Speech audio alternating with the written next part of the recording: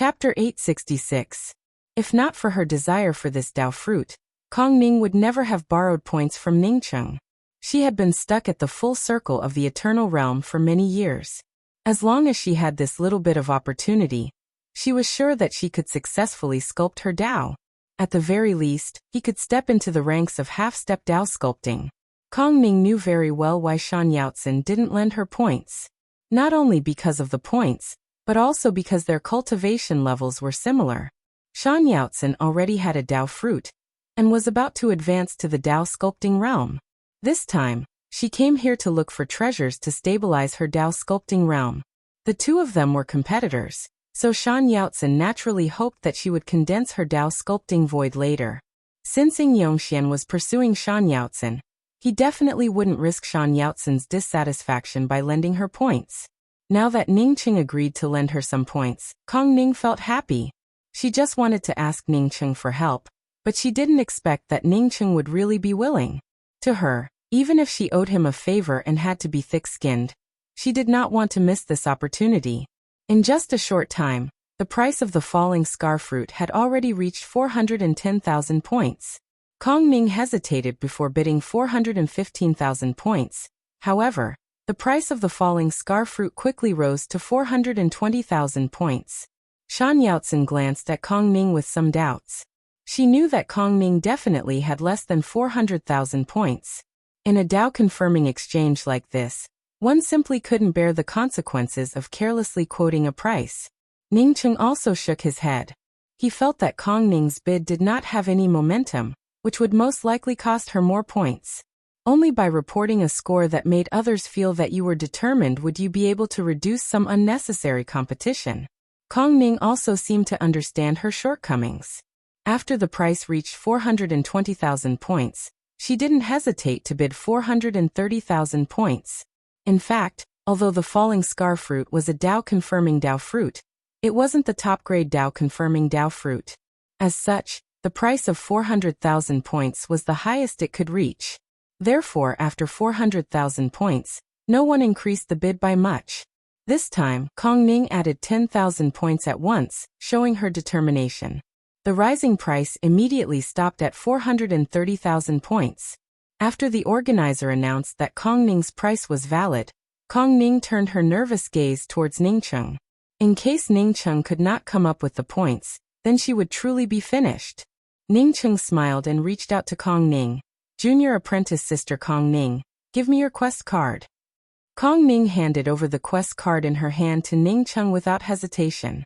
It was a white card, and Ningcheng saw that Kong Ning's quest card had 371,000 points on it. He took out his quest card and transferred 70,000 points over. With more than 440,000 points, Kong Ning could purchase this falling scar fruit. It was not a problem to pay 1% of the extra points to the merchant house. When Kong Ning saw the 441,000 points on her quest card, she finally breathed a sigh of relief. Giving a grateful smile to Ningcheng, he then proceeded to carry out the transaction with the cultivator with seat number 26. Shan Yaotzen frowned slightly. She didn't expect that an ant-like rogue cultivator like Ningcheng would lend tens of thousands of points to Kong Ning. This made her very unhappy. Between her and Kong Ning, whoever reached Dao confirming first would be able to enter the Spirit Techniques Pavilion first. River Luo Saint sect had a very small number of extremely powerful divine arts, but they were only taught to one disciple every 10,000 years. The spirit technique she fancied, Star Mark, happened to be a spirit technique that could only be passed on to one disciple every 10,000 years. Once Kong Ning successfully reached Dao sculpting first, she would lose this opportunity. She couldn't afford to wait for 10,000 years. Thinking of this, she even started to have murderous intent towards Ningcheng. An ant could ruin her plans. In order to please Kong Ning, this ant probably took out all of his points. Even if he tried to please Kong Ning with his identity, he couldn't even lick Kong Ning's toenails. How could an inner sect expert of River Luo Saint sect let an ant pursue her? While Shan Yaotzen was still thinking about her own thoughts, the cultivator in seat 27 had already reported the item he wanted to sell. The thing I want to trade is a piece of phantom wind pattern. I believe that many Dao friends already know what phantom wind pattern is. Sure enough, after the cultivator reported the item, it immediately caused some surprised discussions. It seemed that phantom wind patterns were rare. Phantom wind patterns can only condense in a wind-attributed law space, and the probability of condensing them is very small. Perhaps this thing is useless to most people, but it's the most important treasure for flight-type winged weapons. Phantom wind patterns can help a flight-type weapon evolve by a level after undergoing nirvana. This kind of thing can only be found by chance. Even if you don't have a flight-type weapon today, what about in the future? The cultivator in seat 27 had a good mouth. Even if he didn't encourage it, Ningqing immediately decided to buy it when he heard that it could help a flight-type weapon evolve by a level after undergoing nirvana. After the twin wings of the heavenly clouds underwent nirvana, using the wind thunder apricot tree's branch, it seemed to have reached its limit and could no longer increase its speed, which made Ningqing a little disappointed. As his cultivation improved, the twin wings of the heavenly clouds would eventually become useless. Now that he had a treasure to evolve it, how could he let it go? The phantom wind pattern wasn't as useless to most people as the cultivator in seat 27 said. As soon as this thing came out, the price immediately soared to 60,000 points, and it was still rising rapidly.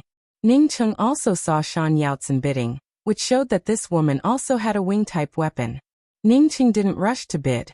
After the price of the phantom wind pattern reached 90,000 points, the price finally stabilized. Ningqing then directly quoted a price of 100,000 points. Except for a few people, most of the cultivators here didn't know Ningqing. Ningqing bid 100,000 points, and not many people cared about it. However, Shan Yaotzen knew about Ningqing's background. Ningqing was a rogue cultivator, and a rogue cultivator in the Eternal Realm. So where did he get so many points? Were points that easy to obtain? Seeing Shan Yaotzen frown, Ing Yongxian gritted his teeth and whispered, "Junior apprentice Sister Yaotzen, you can continue to increase the price. If you don't have enough points, I have more." Shan Yaotzen shook her head and sent a sound transmission. "Senior apprentice brothering, let's talk about it later." Ing Yongxian naturally didn't mind gaining Shan Yaotzen's goodwill, and not having to borrow points. Ningqing felt satisfied when he saw that no one increased the price for the 100,000 points. He didn't care about the points at all, as long as he could obtain the phantom wind pattern. Once his twin wings of the heavenly clouds evolved by a level, it would increase his chances of survival. "Senior apprentice brother Ning, do you also want the phantom wind pattern?" Just when Ningqing was about to announce the start of the trade, he heard a woman's voice. Moreover, this voice didn't come from Kong Ning.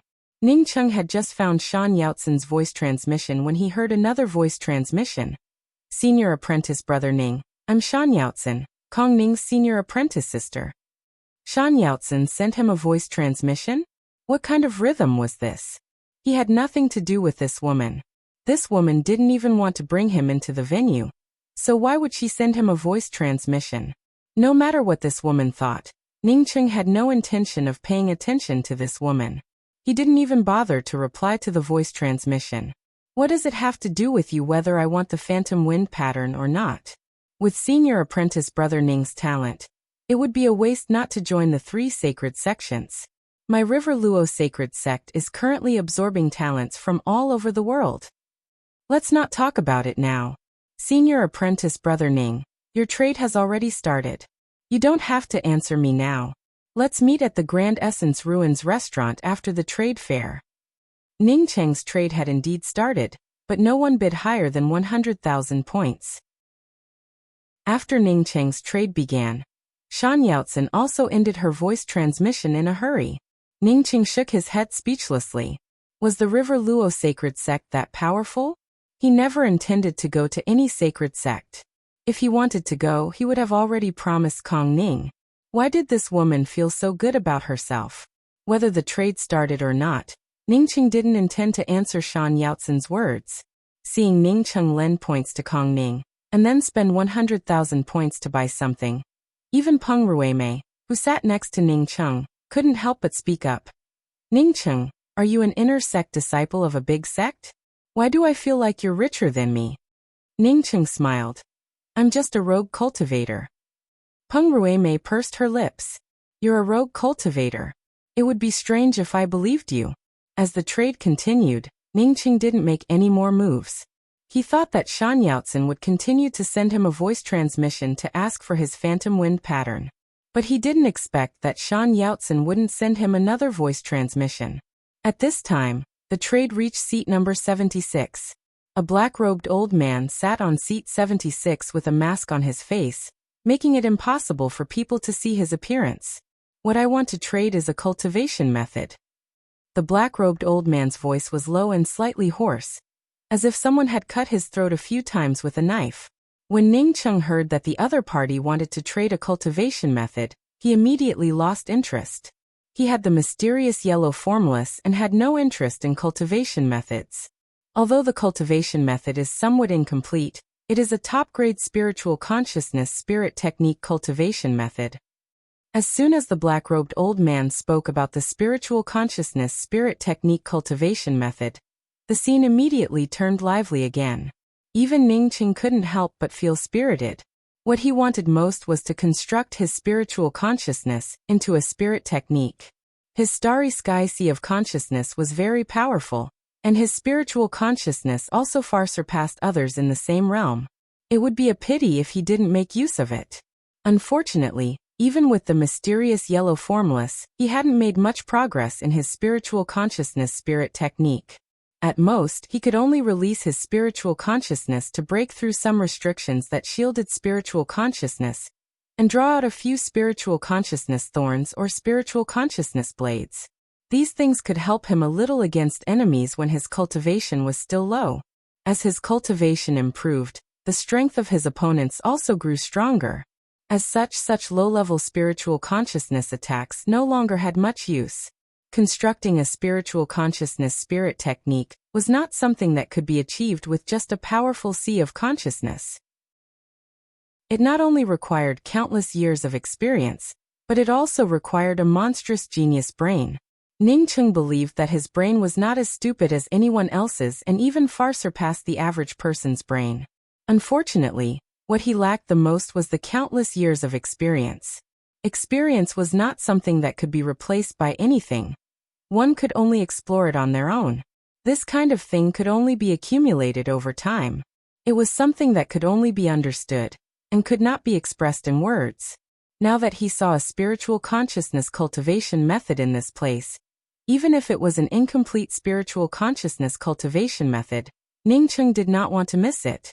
The enthusiasm of the trading scene made Ningqing ready to make a big move. He knew that he was not the only one who desperately wanted a spiritual consciousness spirit technique, but Ningqing did not want to give up. Chapter 867. However, the black-robed old man's next words immediately made many cultivators who wanted to buy a spiritual consciousness cultivation method feel as if they had fallen into an ice cave. I won't say the name of this cultivation method, but I won't sell it for less than 600,000 points. Spending 600,000 points to buy an incomplete cultivation technique of unknown grade was a little too risky. How many years would it take to accumulate 600,000 points? Kong Ning had saved up so many points to buy a Dao fruit, yet she still had to ask Ningqing to borrow it. From this, it could be seen that 600,000 points was all the savings for most people. This price doesn't even mention the name of the cultivation method. Who would want it? That's right, at least tell everyone the name of the cultivation method, right? All kinds of discussions broke out. The black-robed old man also felt that it would be inappropriate if he didn't mention the name of the cultivation method. The reason why he didn't mention the name of the cultivation method was that he was afraid that others wouldn't dare to buy it after hearing the name. Moreover, he was afraid that this cultivation method would cause a big commotion. He just wanted to collect enough points to buy the things he needed. He didn't want to cause too much trouble at all. But now that he didn't say the name, it seemed that no one would buy it. If he couldn't sell this spiritual consciousness cultivation method, he wouldn't have a chance to get the things he needed.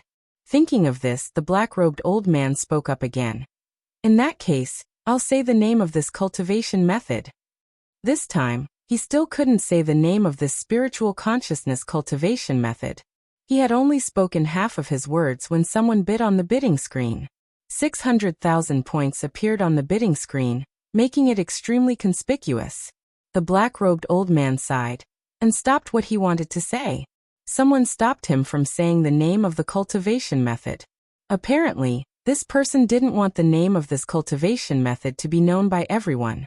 The cultivators who wanted to know the name of this mysterious spiritual consciousness spirit technique felt very disappointed. Someone also offered 600,000 points for this nameless broken divine sense divine ability cultivation method. Ningcheng also felt a little puzzled. In fact, he was just about to bid, but he didn't expect someone to bid before him. The one who bid was seat 129, which was occupied by a man with sparse hair and a pale face. Ningcheng could tell at a glance that this person's cultivation was much higher than that of the ninth prince. Moreover, the Tao charm flowing around his body gave off a powerful aura. This spiritual consciousness cultivation method was something that he had taken a fancy to, so even if this person's cultivation was even more formidable, Ningcheng did not intend to let it go. This was a once-in-a-lifetime opportunity. If he missed it, it would never come again. He didn't hesitate to bid 610,000 points.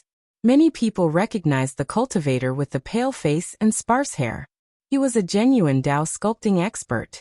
Such a powerhouse bidding 600,000 points to buy a broken spiritual consciousness cultivation method did not cause much surprise.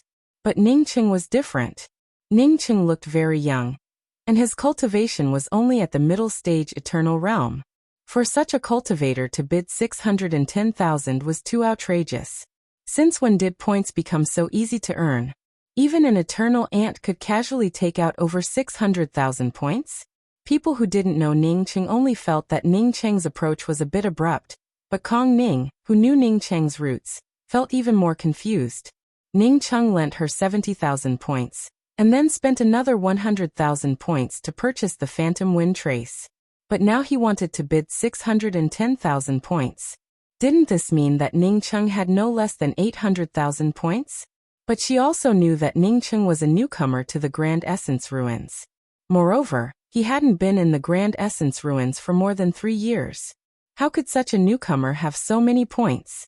Shan Yaotson's eyes lit up, but she first glanced at Kong Ning. She gave a cold snort in her heart. Kong Ning truly had some tricks up her sleeve. No wonder she treated this rogue cultivator with such politeness. It turned out that this rogue cultivator was this rich. Moreover, Kong Ning's tricks and schemes were much stronger than hers. Just by looking at how this rogue cultivator lent Kong Ning points without hesitation, she understood that Kong Ning had played with this rogue cultivator in the palm of her hand.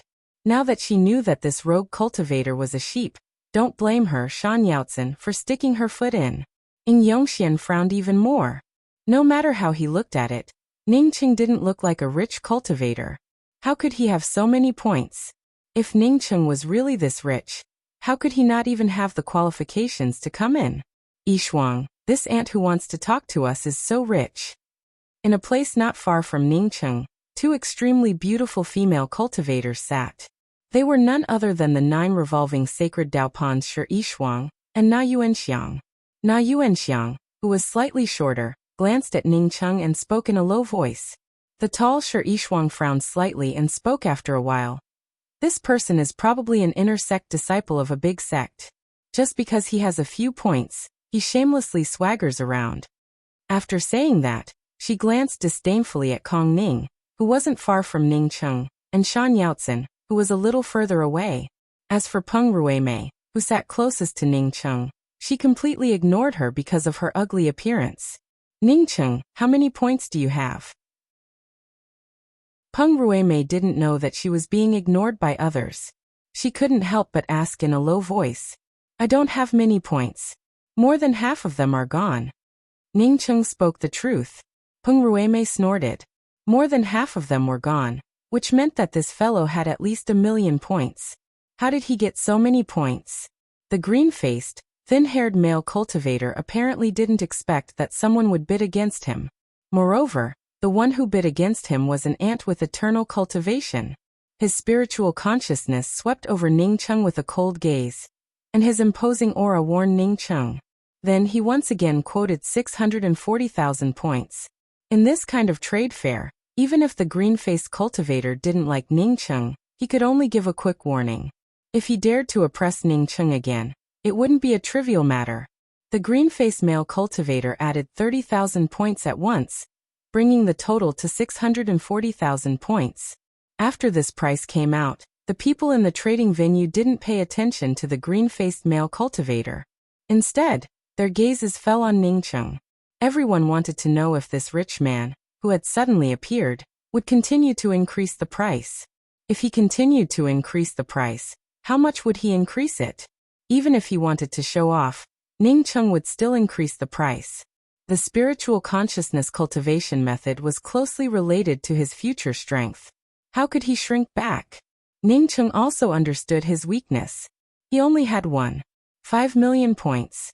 Compared to those old monsters who had lived in the Grand Essence ruins for countless years, he was still far behind. He couldn't compete with the other party in terms of points. Otherwise, even if he obtained this cultivation method, the gains wouldn't make up for the losses. What's more, he still hadn't completed his main purpose of coming here today.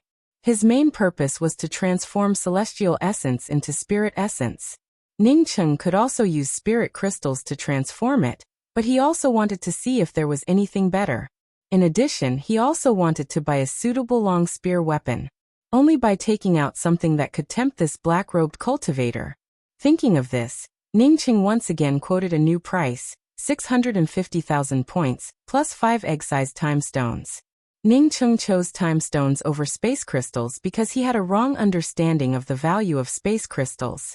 He believed that for cultivators who hadn't touched the laws of space, time stones were far less valuable than space crystals.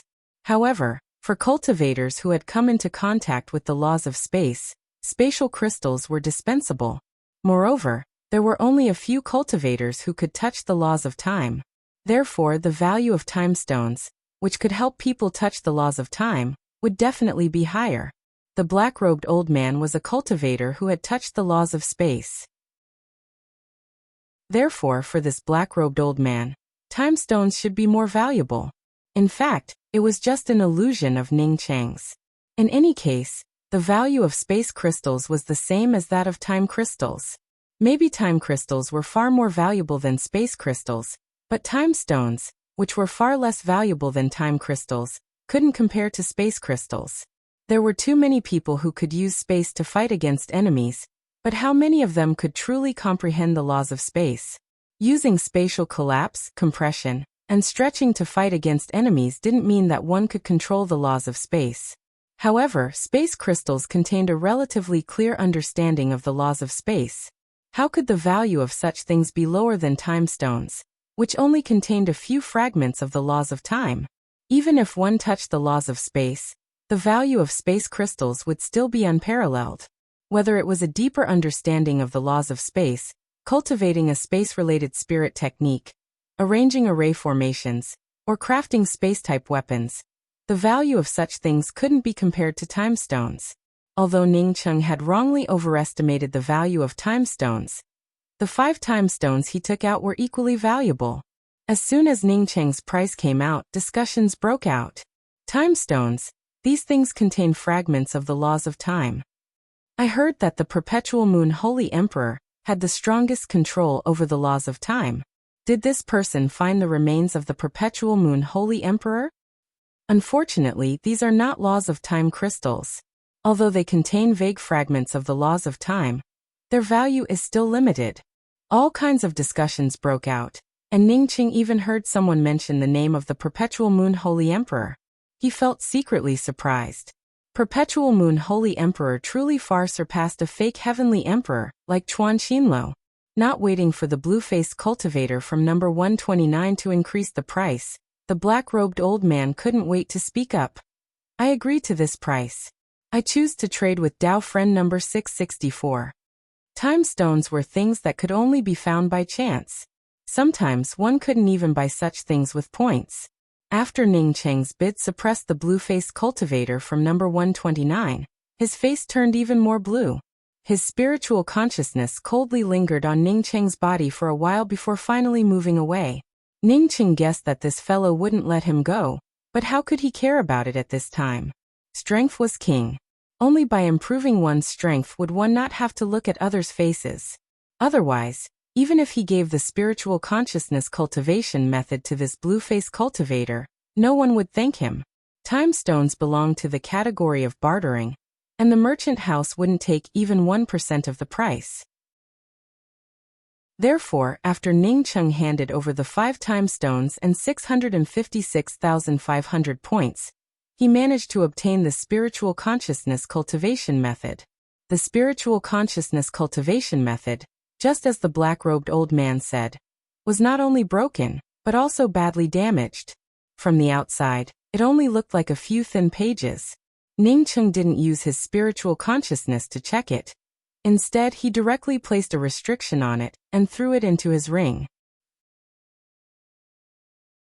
Chapter 868. Ning Cheng obtained an unknown spiritual consciousness spirit technique cultivation method, causing more and more people to notice him. From time to time, someone would sweep over him with their spiritual consciousness. Peng Ruimei spoke in Ning Cheng's ear with some worry. Ning Cheng, you should not have competed for that spiritual consciousness cultivation method. The cultivator with a green face and sparse hair was called Oyendu. He had a nickname, Lifeless Poison Hand. Anyone who offended him would never be able to survive under his hands. This person had a dark and sinister heart, and had killed many innocent people in the Grand Essence ruins. Yet he still lived a carefree life. He also has an absolute escape technique. Even Tao birth experts can hardly keep him here. Ning Cheng showed a non-committal smile. If they were in the 4 grand starry skies, then he might have felt some fear. In this place, he had nothing to worry about. As long as he was full, his family would not starve. Why would he be afraid of a mere Oyendu? Oyendu would flee if he encountered a Tao birth expert, but why couldn't he? After the exchange of spiritual consciousness cultivation methods, the scene did not seem to be as enthusiastic as before. All the way to the 500th number, the transaction seemed a little dull. Although some high-priced treasures also appeared in the middle of the auction, none of them could be compared to the spiritual consciousness cultivation method, which could be exchanged for more than 600,000 points and 5 time stones. More than 100 people quickly passed by, and soon it would be Ning Cheng's turn. However, Ning Cheng had already made up his mind, so when it was his turn, he would directly skip it. Originally, Ning Cheng wanted to come up with a piece of space crystal, but after he repeatedly showed off in the limelight, he dispelled the idea. Regardless of whether the space crystal was valuable or not, he felt that he shouldn't take it out again. What he wanted to buy was a divine artifact long spear. When the time came, he could buy it at the merchant house. He didn't necessarily have to use space crystals to exchange for it. The item I want to trade is a Tao fruit tree. As the cultivator in seat 637 reported the items he wanted to trade, the trading venue, which had gradually calmed down, was once again stirred up by the words Tao fruit tree. A Tao fruit was worth hundreds of thousands of points. How much was a Tao fruit tree worth? Ning Cheng also eagerly looked at seat 637. This seat was very close to him. The person who wanted to trade the Tao fruit tree turned out to be a bald monk with a huge string of prayer beads around his neck. Although Ning Cheng's cultivation was not high, his vision was not bad. As soon as he saw this monk, he knew that this person was at least on the same level as Oyendu. Peng Ruimei, who was standing next to him, sent out a sound transmission. Ning Cheng, this monk is very powerful. Don't get involved. This person was called Ju Mei, and he had a nickname similar to Oyendu. People called him Heartless Monk. He was one of the Grand Essence ruins 4 without. Don't look at him because he looked simple and honest. But in fact, he was ruthless and didn't have a heart. This kind of person will never be kind enough to take out the Tao fruit tree. No matter what the price is, don't bid. Sure enough, as soon as Peng Ruimei's voice reached Ning Cheng, the disturbance on the scene subsided. Apparently, many people recognized the Heartless Monk. No one would believe that the Heartless Monk would really take out a treasure like the Tao fruit tree to sell. It was just like a dog. Could you make it change its habit of eating shit? Ning Cheng was just about to ask about the Grand Essence ruins for nothingness, when he saw the Heartless Monk Ju Mei raise his hand. In the next moment, a 3-foot-tall Tao fruit tree appeared in the middle of the venue's main stage. Even someone like Ning Cheng, who had never seen a Tao fruit tree before, knew that it was a Dao fruit tree at a glance. The tree trunk also exuded a faint Dao charm, which meant that it couldn't be faked. The tree trunk also looked lush, with lush branches and leaves. The only flaw on the surface of this Dao fruit tree was that it didn't have a single Dao fruit on it. The heartless monk touched his head and continued to speak in a simple and honest tone. Seniors, elder brothers, this is the heartless monk. If it weren't for this monk, I wouldn't have sold this Dao fruit tree. As long as anyone can give me 200,000 points, this Dao fruit tree will belong to them. But because of my ignorance, even after cultivating this Dao fruit tree for a few years, I still don't know its name. I've given almost all the cultivation resources to this Dao fruit tree. If I don't sell it now, I can't even feed it myself. Today, I will put my Dao fruit tree here. I hope that a Dao friend who knows more about this Dao fruit tree can treat it well. With a simple and honest appearance, coupled with a sincere tone, almost no one doubted the heartless monk's words. In fact, almost no one here didn't doubt the heartless monk's words. Not every cultivator was like Ning Cheng, who had come to this place for less than a year. It wouldn't be an exaggeration to say that 200,000 points for such a Dao fruit tree was a free gift. But after this Dao fruit tree came out, no one offered a price. No one here was a fool.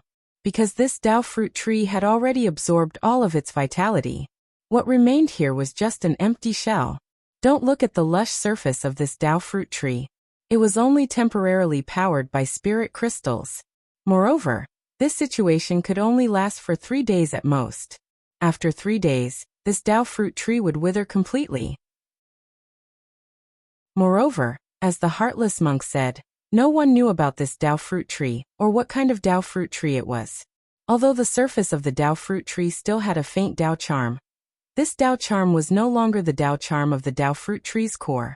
Instead, it was the Dao charm of the Dao fruit tree that was about to dissipate. This Dao charm could be found on any Dao fruit tree. If this Dao fruit tree still had its vitality, others could still judge what kind of Dao fruit tree it was through its vitality and Dao charm. But this Dao fruit tree's vitality was about to dissipate. Even if all the major sects in the Grand Essence domain gathered to cultivate it, they wouldn't be able to keep it alive. Who would be stupid enough to buy a dying Dao fruit tree with no place to spend their points? What's more, the things the heartless monk wanted to exchange for weren't things that ordinary people with big hearts wouldn't dare to accept. This person had a terrible reputation and didn't care about morality or principles. Therefore, one could confirm that this Dao fruit tree didn't belong to the heartless monk himself. Instead, it was something he killed and robbed. Most likely, after this monk killed someone and snatched the Dao fruit tree, he absorbed the vitality of the Dao fruit tree, and then came here to scam others. Just when everyone thought that this Dao fruit tree was about to be auctioned, a bid of 200,000 points suddenly appeared on the bidding screen. Peng Ruimei sat next to Ning Cheng, so she naturally knew that Ning Cheng had made the bid. She sent a voice transmission to Ning Cheng with some hatred. "Why didn't you listen to me? Can you even bid for this thing?" Immediately, the cultivators in the trading venue realized that Ning Cheng had made the bid and immediately turned their gazes towards Ning Cheng. Just how many points did this unfamiliar eternal cultivator have? He had already spent 700,000 to 800,000 points before, and now he wanted to spend another 200,000 points to buy this useless and even dead Dao fruit tree? Taking a step back, even if this Dao fruit tree didn't die, could a rogue cultivator like him cultivate it? Besides, how big of a heart did one need to be to buy something from the heartless monk? Kong Ning also felt stunned. When Ning Cheng bought the spiritual consciousness cultivation method, she had already felt shocked by how Ning Cheng had so many points. But now, Ning Cheng actually wanted to spend another 200,000 points to buy something from the heartless monk. Could one buy something from the heartless monk? Whether it was real or fake, as long as it belonged to the heartless monk, no one could buy it. She couldn't care about anything else and quickly sent a voice transmission to Ning Cheng. "Senior apprentice brother Ning, you must not buy this Dao fruit tree. It's not about 200,000 points." Ning Cheng smiled, but before he could answer Kong Ning, Shan Yaotzen sent a voice transmission. "Senior apprentice brother Ning, don't buy this Dao fruit tree." Ning Cheng looked at Shan Yaotzen in surprise. Since when did this woman become so concerned about people? Shan Yaotzen had no choice but to care about Ningcheng. Ningcheng bought the Heartless Monk's Dao Fruit Tree, which meant that the Heartless Monk would most likely plot against him. Wouldn't the points bag she had been eyeing fly away in vain? Sister Yishuang, this person really is an idiot. He even dared to buy the Heartless Monk's things. Na Yuanxiang, who knew Ningcheng from a distance, shook her head and spoke with some disdain. Sure, Yishuang sneered. This is a stupid person with a lot of points. He even dares to take advantage of us. It's not a big deal for him to buy the Heartless Monk's Dao Fruit Tree. Whether this person was stupid or not, Ningcheng still needed this Dao Fruit Tree. As soon as this Dao Fruit Tree came out, he vaguely felt that it was a thunder-attributed Dao Fruit Tree. He immediately connected to the everlasting Blue Thunder Fort, and felt the everlasting Blue Thunder Fort pulsating slightly. The everlasting Blue Thunder Fort was a thunder-attributed weapon. Therefore, it would only show a slight reaction when facing a top-grade treasure with the same attribute. Similar to the lack of spiritual consciousness spirit techniques and cultivation methods, Ningcheng also lacked a powerful thunder-attributed spirit technique. This thunder-attributed Dao Fruit Tree might not bring him a thunder-attributed spirit technique, but it could help him deduce his own thunder-attributed spirit technique. Moreover, Ningcheng's purpose wasn't just this. He was a Starry Sky Grade 9 Pill Emperor. Within the 4 Grand Starry Skies, his alchemy level could be said to be the best. Even the premier Pill Emperor Tsang Saiha wasn't as good as him. But after coming to the Grand Essence Realm, everyone here was a pill deity and a pill sage. In this place, as long as one couldn't refine Dao pills, even if one could use divine grasses to refine the medicinal pills needed by Dao transformation holy emperors, one could only be called a pill deity. At most, they would give one a title, Dao transformation pill deity. Only those who could refine Dao pills could be called pill sages. A Dao sculpting pill sage was far more sought after and valuable than a Dao transformation pill deity. But how many pill sages could refine Dao pills? No sect had the confidence to give a Dao fruit to an alchemist to try refining a Dao pill. Even if one became a pill sage, how many Dao fruits would one waste? Therefore, Dao pills could only be found by chance in the market. Most cultivators didn't seek Dao pills at all. Instead, they directly looked for Dao fruits. Ningcheng's second purpose for this Dao fruit tree was to become a true pill sage. Only with this Dao fruit tree could he learn how to refine Dao pills without any scruples. Using points to buy Dao fruits to learn how to refine Dao pills? Even Ningcheng couldn't afford it. As for the fate of this Dao fruit tree, Ningcheng didn't worry about it at all. He had the mysterious yellow bead and a pile of wood origin crystals. As for lost soil, he could get as much as he wanted. He didn't believe that he couldn't save this thunder-attributed Dao fruit tree. Chapter 869. Without a second bid, Ningcheng obtained the Dao fruit tree at a price of 200,000 points without any dispute. Kong Ning and Peng Ruimei could only sigh. They didn't have a good relationship with Ningcheng, and since Ningcheng didn't listen to their advice, they naturally couldn't do anything about it. After transferring out 200,000 points, a ring containing a Dao fruit tree appeared in front of Ningcheng.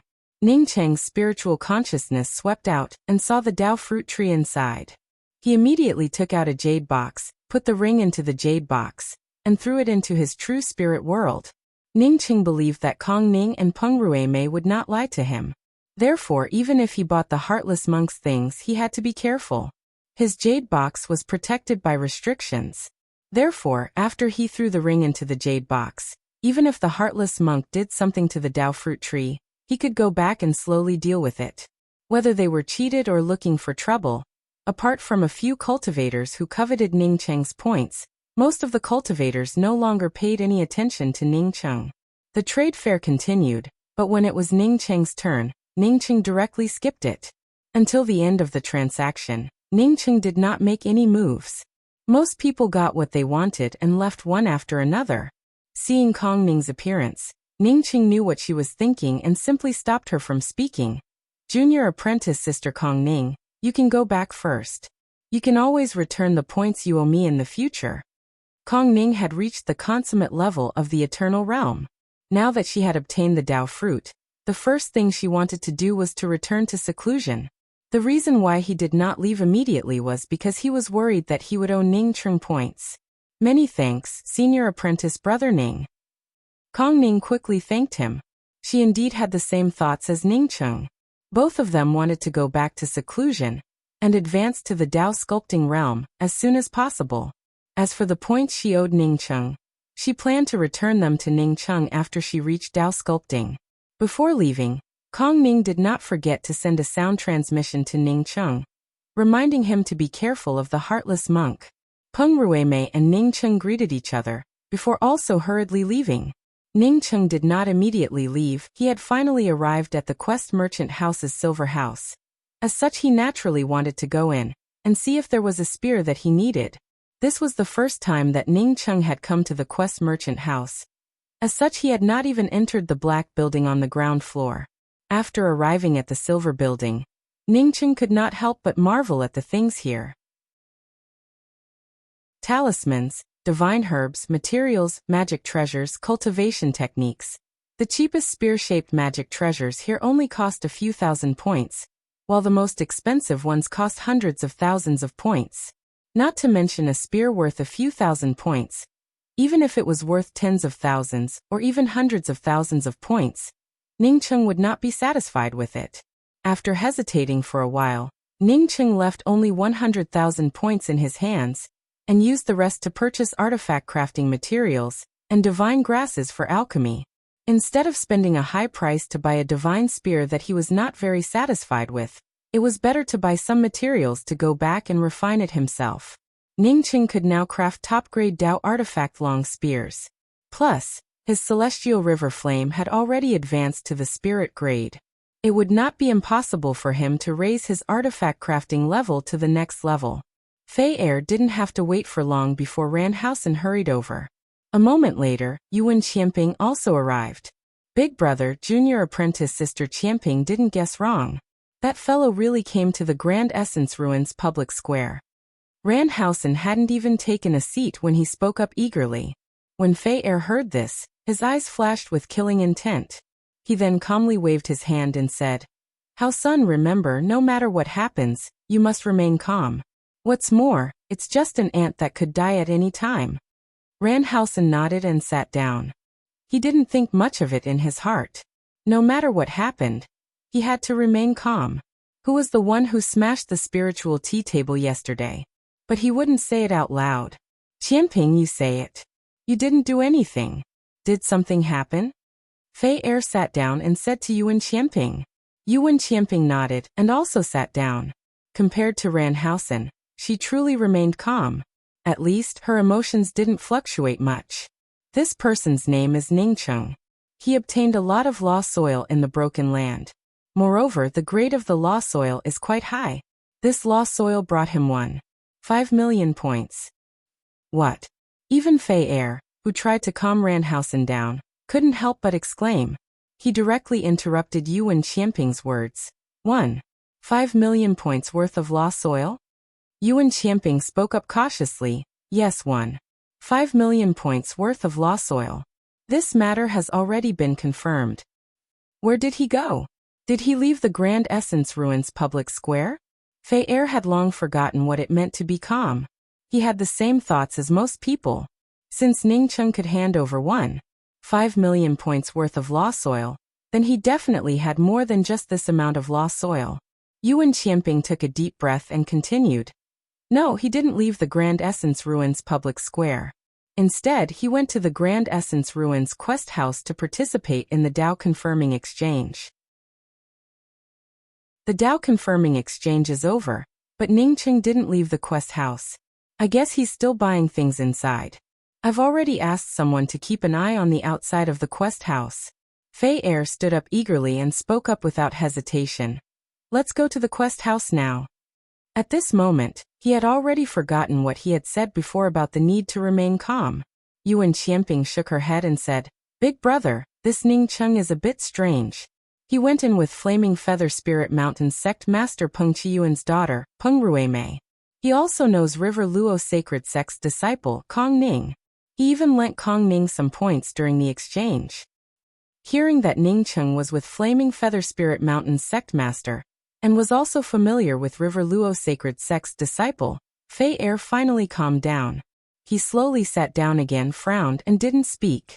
Whether it was Flaming Feather Spirit Mountain or River Luo sacred sect, they weren't something a small Beyond Heaven path could compete with. I feel that this person's friendship with Peng Ruimei and Kong Ning is very ordinary. Yuan Qianping spoke with certainty. Fei Er's eyes lit up. Why? Yuan Qianping explained. Because after the exchange, Kong Ning said that she would return Ning Cheng's points in the future, and left in a hurry. She didn't invite Ning Cheng to River Luo sacred sect. Peng Ruimei also didn't invite Ning Cheng to Flaming Feather Spirit Mountain. Even so, aren't they friends? Fei Er frowned. Yuan Qianping showed a slight smile. There are many kinds of friends. There is a kind of friend who pays attention to your news every day.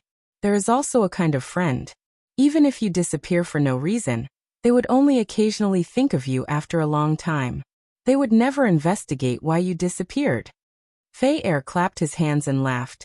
Qianping, my Beyond Heaven path is truly fortunate to have you. If he wanted to kill Ning Cheng publicly before to establish his prestige for Beyond Heaven path, then it would be best to kill Ning Cheng secretly now. Whether it was because Ning Cheng knew Peng Ruimei and Kong Ning, or because of the law soil on Ning Cheng, it wouldn't be easy to kill Ning Cheng publicly. Once he makes any moves, I can get news about him immediately. Yuan Qianping didn't care about Fei Er's words and spoke with a calm voice. It's best if he leaves the Grand Essence Ruins public square immediately, Ran Housen said with a fierce voice. Ning Cheng didn't think about leaving the Grand Essence Ruins public square immediately. However, he had already come out of the Quest Hall's merchant house. He originally wanted to buy an attack-type weapon, but he ended up buying a bunch of artifact crafting and alchemy materials instead. Next, he wanted to change his mission card and rent a cave abode. No matter who wanted to deal with him, as long as he remained in the Grand Essence Ruins public square, the other party wouldn't dare to do anything openly. This Dao friend, Monk Ju Mei greets you. Ning Cheng had just walked out of the Quest Hall's merchant house when a fat monk with a smile greeted him, and gave Ning Cheng a one-handed salute. Heartless monk? Ning Cheng secretly became vigilant in his heart, but he still asked in doubt. May I ask why this master is looking for me? The heartless monk touched his bald head in a charmingly naive manner, and spoke with a slightly embarrassed tone. I came here specifically to thank you. Those 200,000 points saved my life. If it weren't for this Dao friend's help, I'm afraid that I would still be in dire straits. Ning Cheng calmly replied. Master Ju Mei, you're too polite.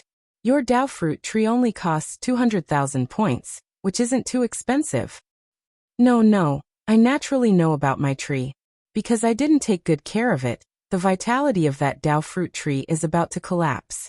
This Dao fruit tree is my lifeblood, and now it belongs to Dao friend. I stayed here to wait for Dao friend because I wanted to ask Dao friend to take good care of my Dao fruit tree. Of course, I believe that since Dao friend bought this Dao fruit tree, you will definitely keep it alive. The heartless monk spoke with even more sincerity. Ning Cheng showed a slight smile. Master made a mistake. This Dao fruit tree doesn't belong to Master now, but to me. The reason why I bought this Dao fruit tree is that I like to drink tea. The smile on the heartless monk's face turned even brighter, and he repeatedly spoke up. Yes, I made a mistake. This Dao fruit tree is yours, Dao friend. But what does Dao friend buying this Dao fruit tree have to do with drinking tea? Ning Cheng showed a smile. Because I heard that using the Dao fruit tree to light a fire would make the spiritual tea more refreshing and fragrant. Plus, I have a lot of points on me, so I wanted to give it a try. If Master doesn't have anything else, then I'll take my leave. You said that you didn't buy this Dao fruit tree to save it, but to burn it and make spiritual tea? The heartless monk looked at Ning Cheng with his mouth wide open, his eyes filled with confusion. The innocent look on his face made people unable to bear to lie to him. Ning Cheng didn't seem to care that the heartless monk's cultivation was much higher than his. He patted the heartless monk's shoulder and said, Of course, you wouldn't be naive enough to think that I would save this Dao fruit tree, would you? I have a lot of points, so I like to do stupid things. Let's go. Looking at Ning Cheng's back, the heartless monk lowered his head, his eyes filled with murderous intent. A little ant dared to leave a spiritual consciousness imprint on me. What an idiot. Is that the heartless monk? How could this person be familiar with the heartless monk? Away from Ningcheng, the blonde Fei heir asked with a frown. Even if he was the alliance master of Beyond Heaven Path, he didn't dare to underestimate the heartless monk.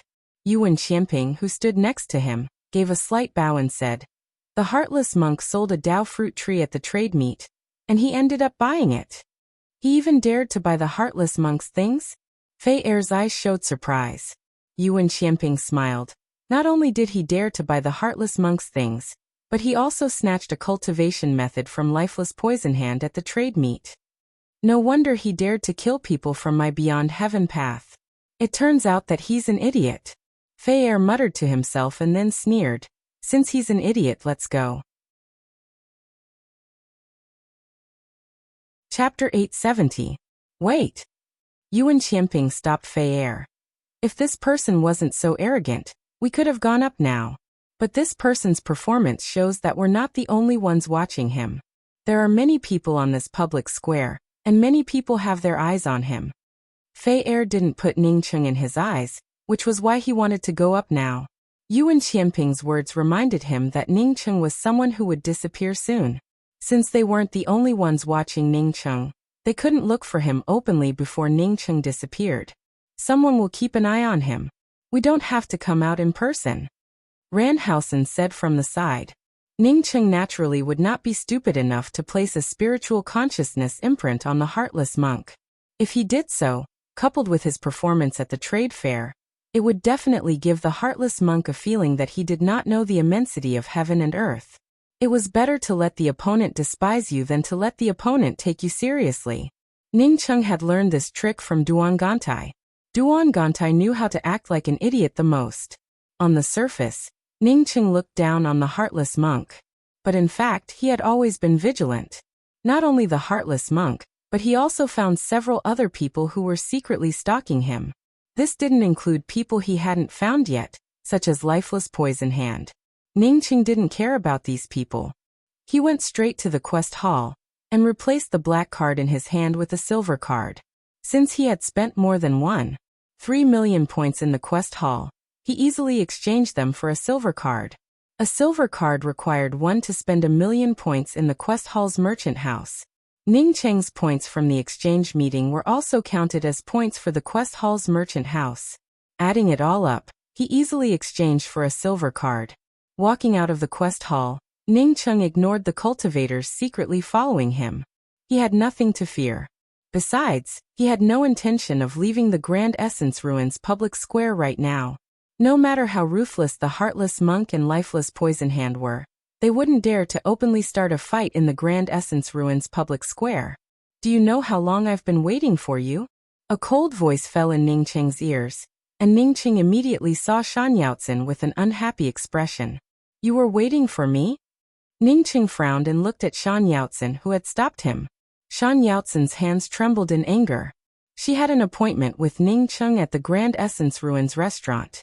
But even after waiting for more than an hour in the Grand Essence Ruins restaurant, she still didn't see Ningcheng come over. In order to wait for Ningcheng, she even sent Ng Yongxian away. It had always been others who fawned over her. When had it ever been her turn to spend time waiting for a rogue cultivator?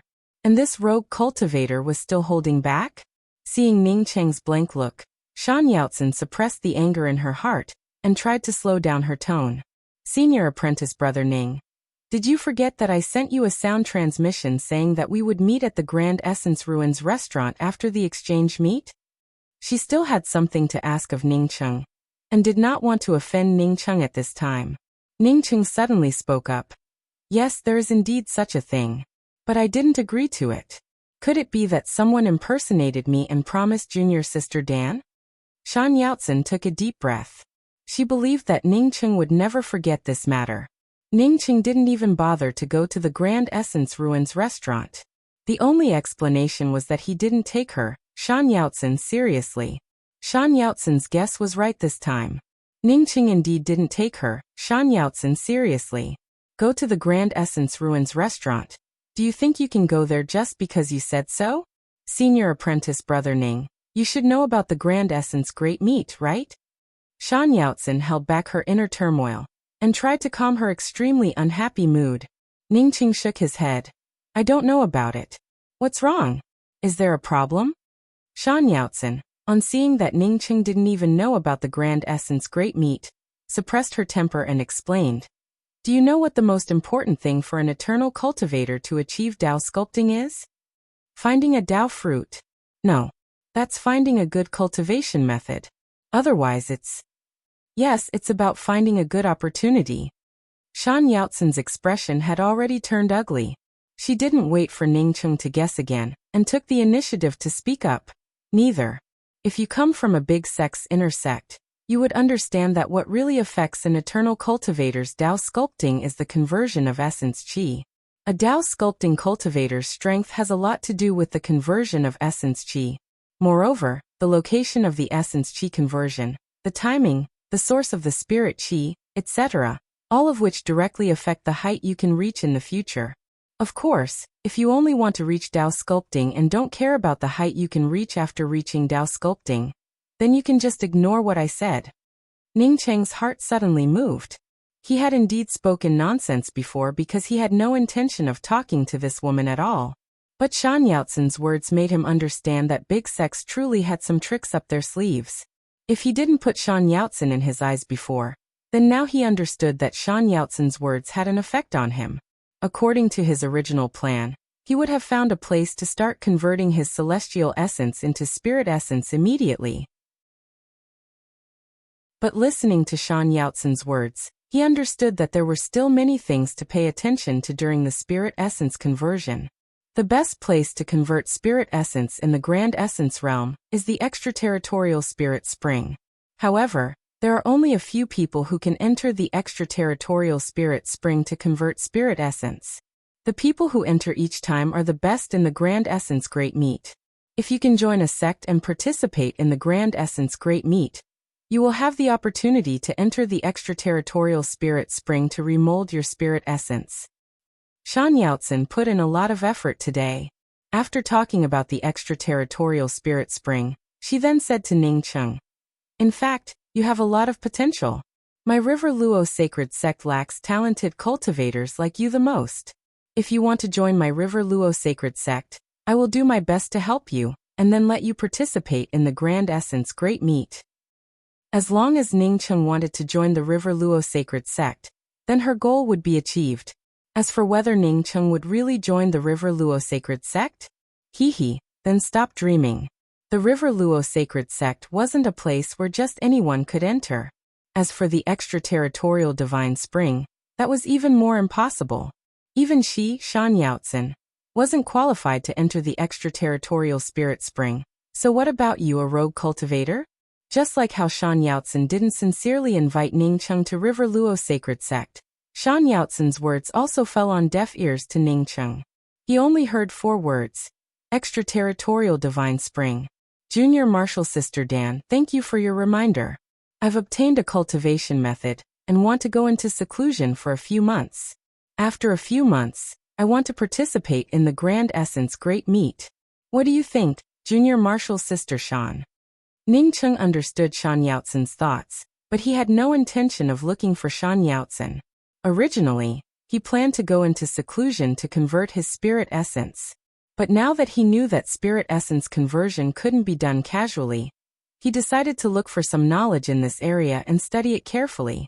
Shan Yaotzen felt a little disappointed when she heard Ningqing's words. She had hoped that her appearance and the attraction of the River Luo sacred sect would make Ningqing rely on her. That way, she could openly ask Ningqing to borrow points. Maybe she wouldn't need to borrow points, and Ningqing would take the initiative to give it to her. Even if Ningqing obtained the spiritual consciousness spirit technique cultivation method, he would give it to her. But now that Ningqing wanted to go into seclusion, she couldn't take Ningqing away by force. Thinking of this, Shan Yaotzen wanted to kick him directly. But then she thought about how she had been wronged for so long. It didn't matter if she suffered for a few more months. She would still have a chance once Ningqing came out of seclusion. Thinking of this, Shan Yaotzen took out her communication pearl and said, in that case, let's exchange communication pearls. Don't worry, I'll go back to the sect and speak up for you." In the distance, the people from beyond Heaven Path stared at the intimate conversation between Shan Yaotzen and Ning Cheng. They didn't expect Ning Cheng to have a relationship with Kong Ning, and even have a close relationship with River Luo Sacred Sect's Shan Yaotzen. After some rogue cultivators saw the relationship between Ning Cheng and Shan Yaotzen, they immediately dispelled the idea of attacking Ning Cheng. Ning Cheng smiled and exchanged communication pearls with Shan Yaotzen, before heading straight to the cave rental area of the Grand Essence ruins. With Shan Yaotzen as a shield, at least no one would come up to talk nonsense before he entered the cave rental area. There weren't many people in the cave rental area of the Grand Essence ruins. From this, one could tell that almost all the caves here had been rented out. The cultivator in charge of the cave rental didn't even bother to raise his head when he saw Ning Cheng with his spiritual consciousness. He didn't have to worry about renting a cave in the Grand Essence ruins. A rogue cultivator with low cultivation like Ning Cheng wasn't worthy of raising his head. Go to the periphery of the Grand Essence ruins public square to rent out the caves here. After Ning Cheng approached, the cultivator in charge gave him a few words without raising his head. Ning Cheng threw the silver card in his hand in front of the cultivator in charge and spoke with a cold tone. "I want to rent a cave." Seeing the silver card in front of him, the cultivator immediately stood up and grabbed Ning Cheng's silver card with both hands. He then spoke with a respectful tone. "May I ask what kind of cave does this Dao friend want to rent?" A cultivator with a silver card was an important figure in the quest hall. Such a person wasn't someone a cultivator in charge of cave rental could afford to offend. "What's the price? Let's hear it." Ning Cheng's tone slowed down a bit. "The cheapest one is 1,000 points a year, and the better ones are 5,000 points or 12,000 points a year. The best one is 30,000 points a year, and the better ones." Ning Cheng interrupted the cultivator in charge. "I want a cave with 30,000 points a year." Hearing that Ning Cheng wanted to rent a cave with 30,000 points a year, the cultivator's tone turned even more respectful. How many years would it take for an ordinary cultivator to earn 30,000 points? Yet this person used it to rent a cave for a year. It showed how rich he was. In just a short time, the cultivator in charge helped Ning Cheng with the cave rental procedures. The number plate of the Immortal's cave was B1391. Not long after Ning Cheng left with the jade card, a cultivator in black came to the cave rental place. With Ning Cheng's experience in front of him, the cultivator in charge didn't dare to speak any nonsense. The black-robed cultivator didn't rent a cave abode. Instead, he threw out a storage bag and said in an extremely hoarse voice, "There are 5,000 spirit crystals inside. Tell me, which cave abode did the person in front rent?" The cultivator in charge naturally wouldn't help Ning Cheng hide it. He put away the spirit crystals without hesitation and told the black-robed cultivator about Ning Cheng's cave. Chapter 871. The 30,000-point cave abode was indeed extraordinarily good. Not only was the god's spiritual energy incomparably dense, but the environment of the cave abode was also magnificent. Ning Cheng wasn't in the mood to observe the scenery here. After activating the cave's restrictions with the cave's jade card, he immediately entered the cave and took out the ring containing the Dao fruit tree. In less than a day, this Dao fruit tree's branches had already turned yellow. The Dao fruit tree's vitality was even thinner, and one could barely feel any aura of life from it. Ning Cheng didn't immediately transplant the Dao fruit tree into the true spirit world and use the law soil to cultivate it. Instead, he placed his hands on the Dao fruit tree and immersed himself in it.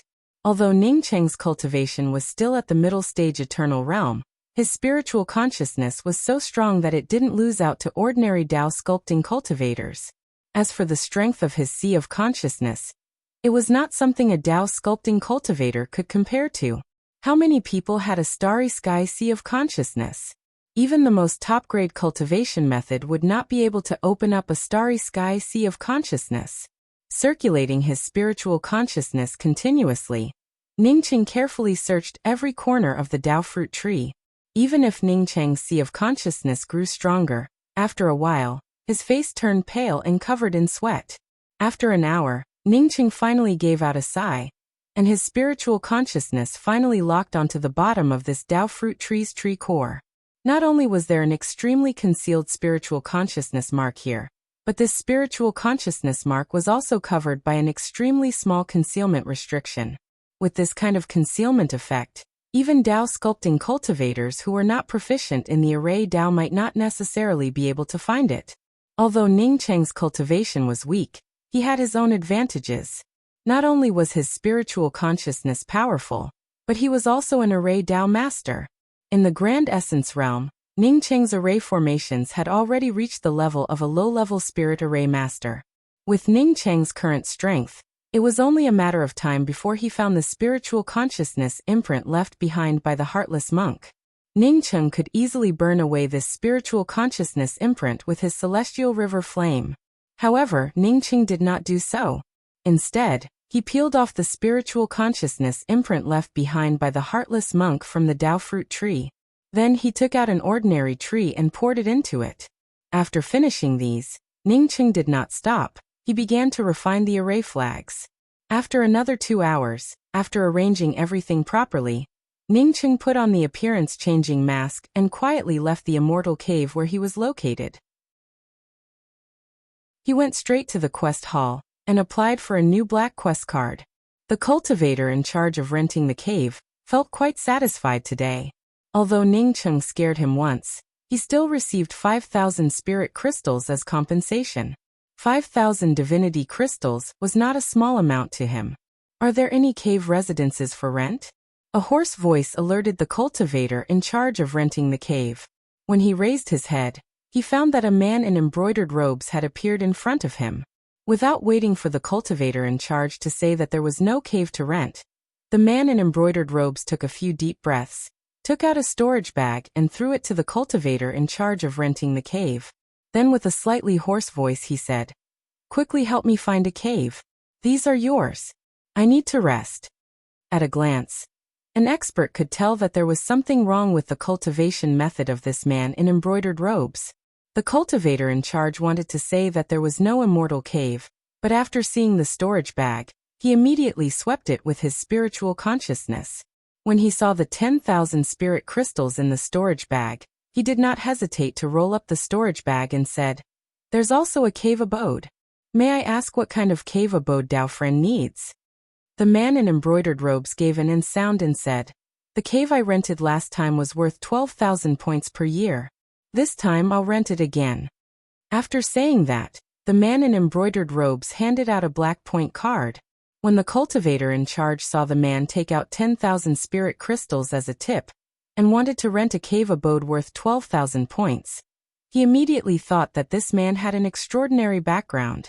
He didn't expect that this man would just take out a black card, but since he had already received a tip of 10,000 spirit crystals, he didn't care about anything else. The cultivator in charge quickly helped the man in embroidered robes complete the formalities and sent him away. Cultivator caves in the Grand Essence Ruins public square generally had warning array formations and restrictions. As long as a cultivator wasn't an idiot, he or she could use the array formations to issue a warning if an enemy invaded. Therefore, the cultivator caves here were basically safe. Of course, this kind of safety was only basic. If you met a cultivator with a much higher cultivation than you, the moment you issued a warning, that person would have already rushed into the cave and killed you. Even if your warning attracted the cultivators in charge of security, the person who started the attack would have already left. If the person killed was someone important, the Grand Essence Ruins might even send someone to investigate and intercept the intruder. If the person who was killed was just an insignificant person, the investigation would only last for a period of time at most, and then it would be over. It wasn't that such a thing didn't happen before. It had once happened in the Grand Essence Ruins public square cave abode. Ning Cheng rented the cave abode for 30,000 points a year. It was a medium-grade cave abode within the B-grade. Therefore, the security facilities here were naturally much higher compared to ordinary caves. Cultivators who came to live here would usually arrange some defensive restrictions and warning restrictions to make it safer. Of course, if one rented an A-grade cave, it would be almost foolproof. Even if the cultivator didn't arrange any restrictions, he or she would still receive the protection of the strangulation grand array after moving in. Once someone invaded, it would trigger the strangulation grand array. At this moment, a small bird landed on the tree outside Ningcheng's cave abode's restrictions. A moment later, a black-robed cultivator suddenly appeared next to the bird. This black-robed cultivator had completely converged his aura, and didn't show even the slightest fluctuation. If the cultivator responsible for renting the cave abode was here, he would have recognized this black-robed cultivator as the one who asked about Ningcheng's cave abode. After half an incense stick worth of time, the black-robed cultivator's spiritual consciousness slowly swept out. A moment later, a sneer appeared at the corner of his mouth. Sure enough, it was almost the same as what he expected. The price of the cave abode wasn't low, but the cave abode's defensive restrictions weren't even properly used. In other words, he could kill this ant before the cave abode's warning system was triggered.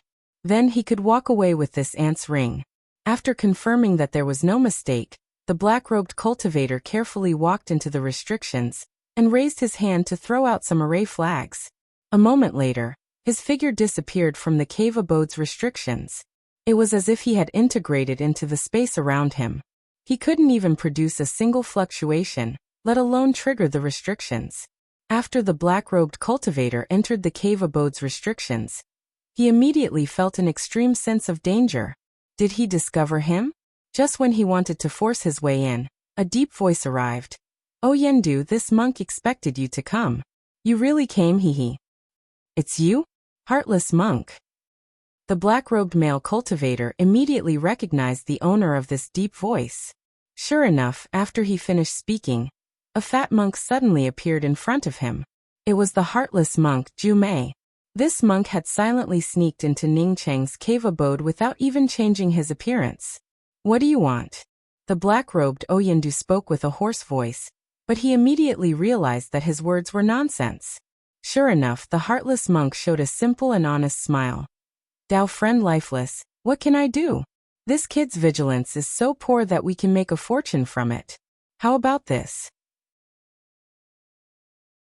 Let's divide this kid's things equally. The Dao fruit tree is mine, and I want to take it back. That spiritual consciousness cultivation method is mine." Oyendu spoke with a deep voice. The heartless monk made a no-problem gesture and whispered, "In that case, let's sign a contract." A contract was an agreement that bound one's essence spirit. Generally speaking, few people would go back on their words. Since the heartless monk said to sign a contract, Oyendu naturally had no problem with it. But he still whispered, "It seems a bit too easy to come in. Could it be a trap?" The heartless monk sneered, "Trick my ass. You don't know how stupid this kid is. He even tried to place a spiritual consciousness imprint on me during the day. Have you ever seen such an idiotic ant?" Hearing that Ningcheng wanted to place a spiritual consciousness imprint on the heartless monk, Oyendu felt completely relieved. He nodded to the heartless monk and said, "You're good at stealth. You go in front. I'll prevent him from escaping." After the two quickly reached an agreement, they quickly arrived at the entrance of Ningcheng's secluded cave. Ningcheng's vague shadow appeared between the two people's spiritual consciousness, and there seemed to be some faint fluctuations in his aura. This kid dares to go into seclusion at such a deep level. I'll break open the cave abode. Let's finish him off in the shortest time possible, and then meet up in the Grand Essence ruins. The heartless monk felt his spiritual consciousness imprint, and the fluctuations in Ningcheng's aura. He then stretched out his tongue, and licked his lips. The two of them almost did not have to spend any effort to break into Ningcheng's immortal cave without any danger. Oyendu immediately reached out and grabbed Ningcheng. But as soon as his hand reached out, he spoke up anxiously. "No, it's not him." Obviously, it wasn't Ningcheng. The one in seclusion here was just a weapon substitute. Ningcheng had left his aura fluctuations on the substitute, which fooled lifeless Poison Hand and the heartless monk. Even without Oyendu's reminder, the heartless monk realized that he had been deceived the moment he stepped into Ningcheng's cave abode. He immediately turned around and left without even taking a break. Unfortunately, this was all within Ningcheng's calculations. The heartless monk had just turned around when a violent explosion erupted in the cave abode, and a murderous light suddenly filled the entire cave abode. The cave abode's restrictions, which lifeless poison hand and the heartless monk could easily enter before, suddenly became 10 times more complicated. Entrapment arrays and strangulation arrays suddenly appeared, and the whimpering sound of blade lights filled the entire Grand Essence Ruins public square. Even an idiot would realize that someone had launched a sneak attack on a cultivator's cave in the Grand Essence Ruins public square. Moreover, it was a B-grade cultivator's cave. Powerful lights quickly rushed over, causing the heartless monk and lifeless poison hand to burn with anxiety. It was just that the cave abode's restrictions, which they could easily break through previously, had suddenly turned into a variety of entrapment and strangulation arrays. But no matter how anxious the two were, they couldn't escape in the shortest time. Chapter 872.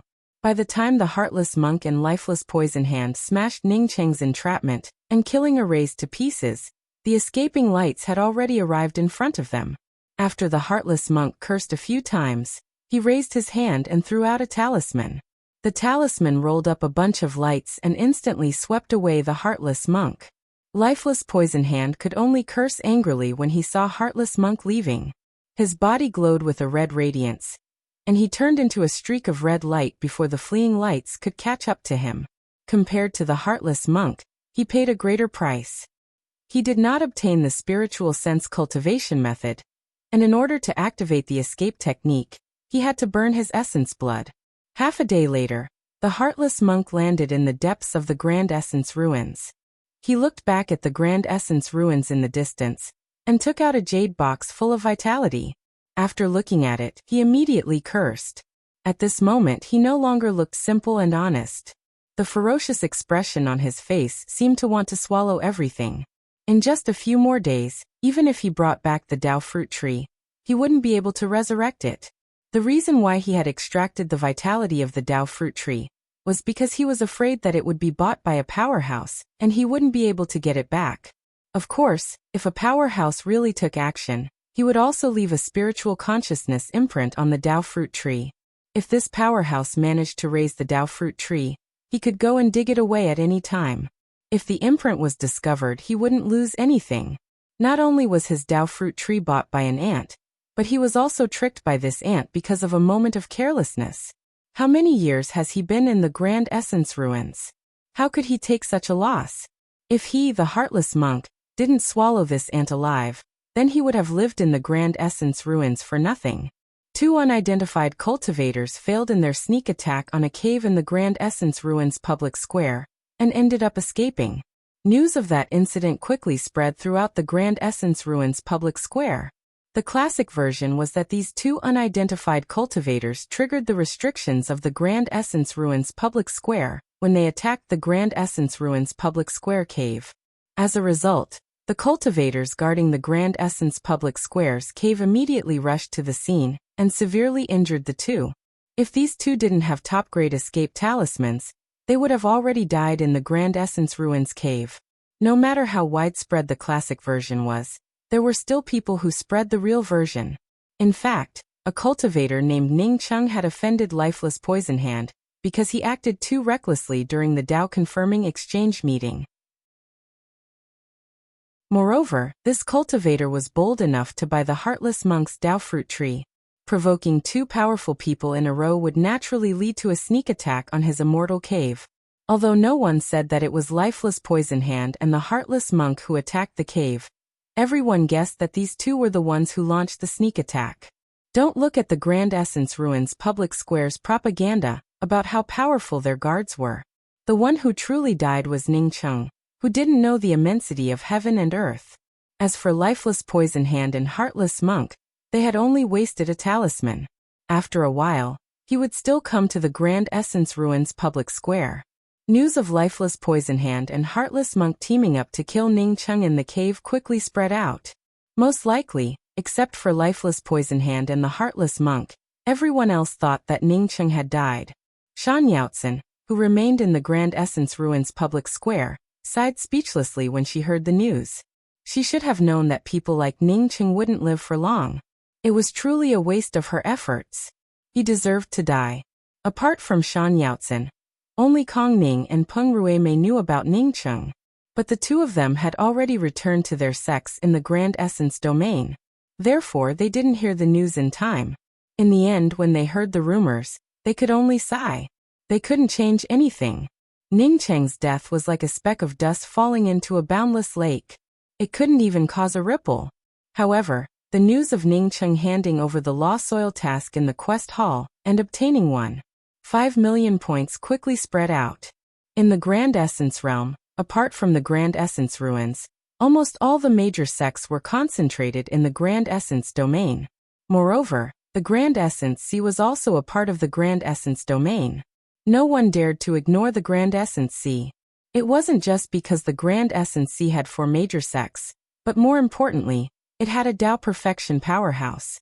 The Grand Essence Sea's premier sea sect was a clan rather than a sect. This clan was the Grand Essence Barbarian Dragon Clan. The Grand Essence Sea's premier powerhouse, Mansuatian, was from the Grand Essence Barbarian Dragon Clan. At the same time, Mansuatian was also a Tao Perfection powerhouse. However, Mansuatian never showed up, and almost no one had ever seen his real body. The current ruler of the Grand Essence Barbarian Dragon Clan was Dragon Emperor Man Huishan. Although he lived in the sea, he had the name of a mountain. Man Huishan was not only the Dragon Emperor of the Grand Essence Barbarian Dragon Clan, but also the second strongest expert in the Grand Essence Barbarian Dragon Clan, after Mansuatian. Rumor had it that he had reached the full circle of Tao Essence, and was only one step away from reaching Tao confirming Tao fusion. The difference in strength between primordial Tao and Tao integration experts was too great. It's just that there were only 2 or 3 Tao perfection powerhouses in the entire Grand Essence realm. Even if you added in the hidden ones, there wouldn't be more than a handful of them. The Grand Essence Barbarian Dragon Clan's Imperial Palace was one of the most luxurious places in the entire Grand Essence domain. The Dragon Emperor's Imperial Palace was located in the deepest part of the Grand Essence Sea, where the spiritual qi was the densest. Countless beautiful corals and crystals could only pave the periphery of the Imperial Palace. In addition, all kinds of spiritual trees surrounded the entire Imperial Palace. The blue seawater on the seabed flowed around the periphery of the Imperial Palace, but not a single drop of water would seep into the Imperial Palace. If an ordinary person came here, they would think that they had entered a fairy tale world. In fact, the Barbarian Dragon Clan's Imperial Palace wasn't just a fairy tale world, but a cruel place. Any cultivator or sea race that offended the Imperial Palace would be strangled and thrown into the sea without any reason. Any cultivator who wanted to visit the Imperial Palace had to get permission first. After getting permission, they would have to pass through layers of guards to reach the entrance of the Imperial Palace. At this time, in the magnificent and luxurious Imperial Palace, a middle-aged man wearing an imperial crown sat on a chair in the middle of the Imperial Palace. Not far from him, more than a dozen male and female cultivators stood on both sides. Even further away from his seat, there were several dozen men and women standing on both sides. The palace was very quiet, and the middle-aged man wearing the imperial crown had a gloomy expression on his face. In the middle of the empty hall, a young man knelt down. After half an incense stick worth of time, the middle-aged man wearing the imperial crown spoke up in a low voice. Manjuran, you're a half-step Tao sculpting expert. Yet, you went to a low-level positional plane and got your body smashed to pieces. Yet you still have the face to come back? It's my man Huishan's shame to have a useless evil creature like you. Royal Father, that kid has a terrifying arrow. I suspect that it's the 5-colored star splitter arrow. The young man quickly spoke up with respect. This person was obviously Manjuran, who had his body smashed to pieces by Pan Qian. Moreover, he hated Ningcheng more than Pan Qian. If Ningcheng hadn't rescued Pan Qian, and if Ningcheng hadn't come to the mysterious Yellow Starland, he would have already succeeded. The reason why Manjuran didn't mention Pan Qian, apart from his hatred for Ningcheng, was that he didn't want to leak the news about Pan Qian. Pan Qian contained the purest ancient bloodline.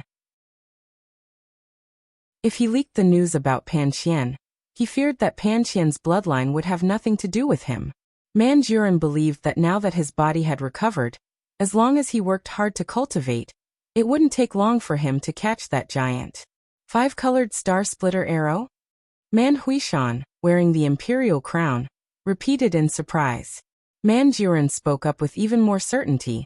Royal Father, I didn't see it wrong. That arrow is most likely the 5-colored star splitter arrow. It doesn't have a bow or an arrow, but when it's activated, it's colorful and has a terrifying power that can destroy everything. Ninth brother, don't lie in front of Royal Father. If it really was the 5-colored star splitter arrow, do you think your essence spirit could come back? Even if you belong to my barbarian dragon clan, you can't come back. A purple-faced man standing a little further down the imperial palace steps couldn't help but scold him. Manjurin quickly spoke up, second brother. How could I dare to lie in front of Royal Father? That fellow couldn't fully activate the 5-colored star splitter arrow. At most, he could only activate less than 1/10,000th of it. What he shot out wasn't an arrow, but the killing power on the arrow. I'm afraid that even he didn't know about it. Otherwise, how could I have the chance to speak here? The purple-faced man, who Manjurin referred to as second brother, asked again, what's that person's cultivation? Manjurin understood what his second brother meant. He hesitated for a while but still spoke the truth. He should be in the eternal realm, but definitely not at the late-stage eternal realm. A cultivator who hasn't even reached the late-stage eternal realm can shoot the 5-colored star splitter arrow. The purple-faced man frowned. Manjurin saw his royal father's expression turn ugly on the emperor's throne. He quickly explained, that person's strength might look poor, but if he burns his essence blood and lifespan, he doesn't look any weaker than me. He wanted to find a few people to prove it, but none of his followers came back. What's his name? Man Huishan, sitting on the emperor's throne, stopped the purple-faced man from asking any more questions and asked personally. His name is Ningcheng. As soon as Manjurin's words came out, some surprised voices came from the dragon palace. Then an old man in brown robes stood up and bowed to the middle-aged man on the emperor's throne before saying, Dragon Emperor, I know this Ningcheng. Not long ago, this person appeared on the Grand Essence Ruins public square, and he obtained 5 fist-sized clumps of lost soil. Wait, you said he obtained 5 fist-sized clumps of lost soil? Dragon Emperor Man Huishan interrupted the brown-robed old man's words after hearing those words. The brown-robed old man spoke up in a respectful tone. Indeed, this person not only obtained 5 clumps of lost soil, but the quality of these clumps of lost soil also looks extremely beautiful. The Grand Essence Ruins Quest Hall took out such a clump of lost soil and sold it for a very high price. But I don't know if this Ningcheng I'm talking about is the 1/9th prince mentioned.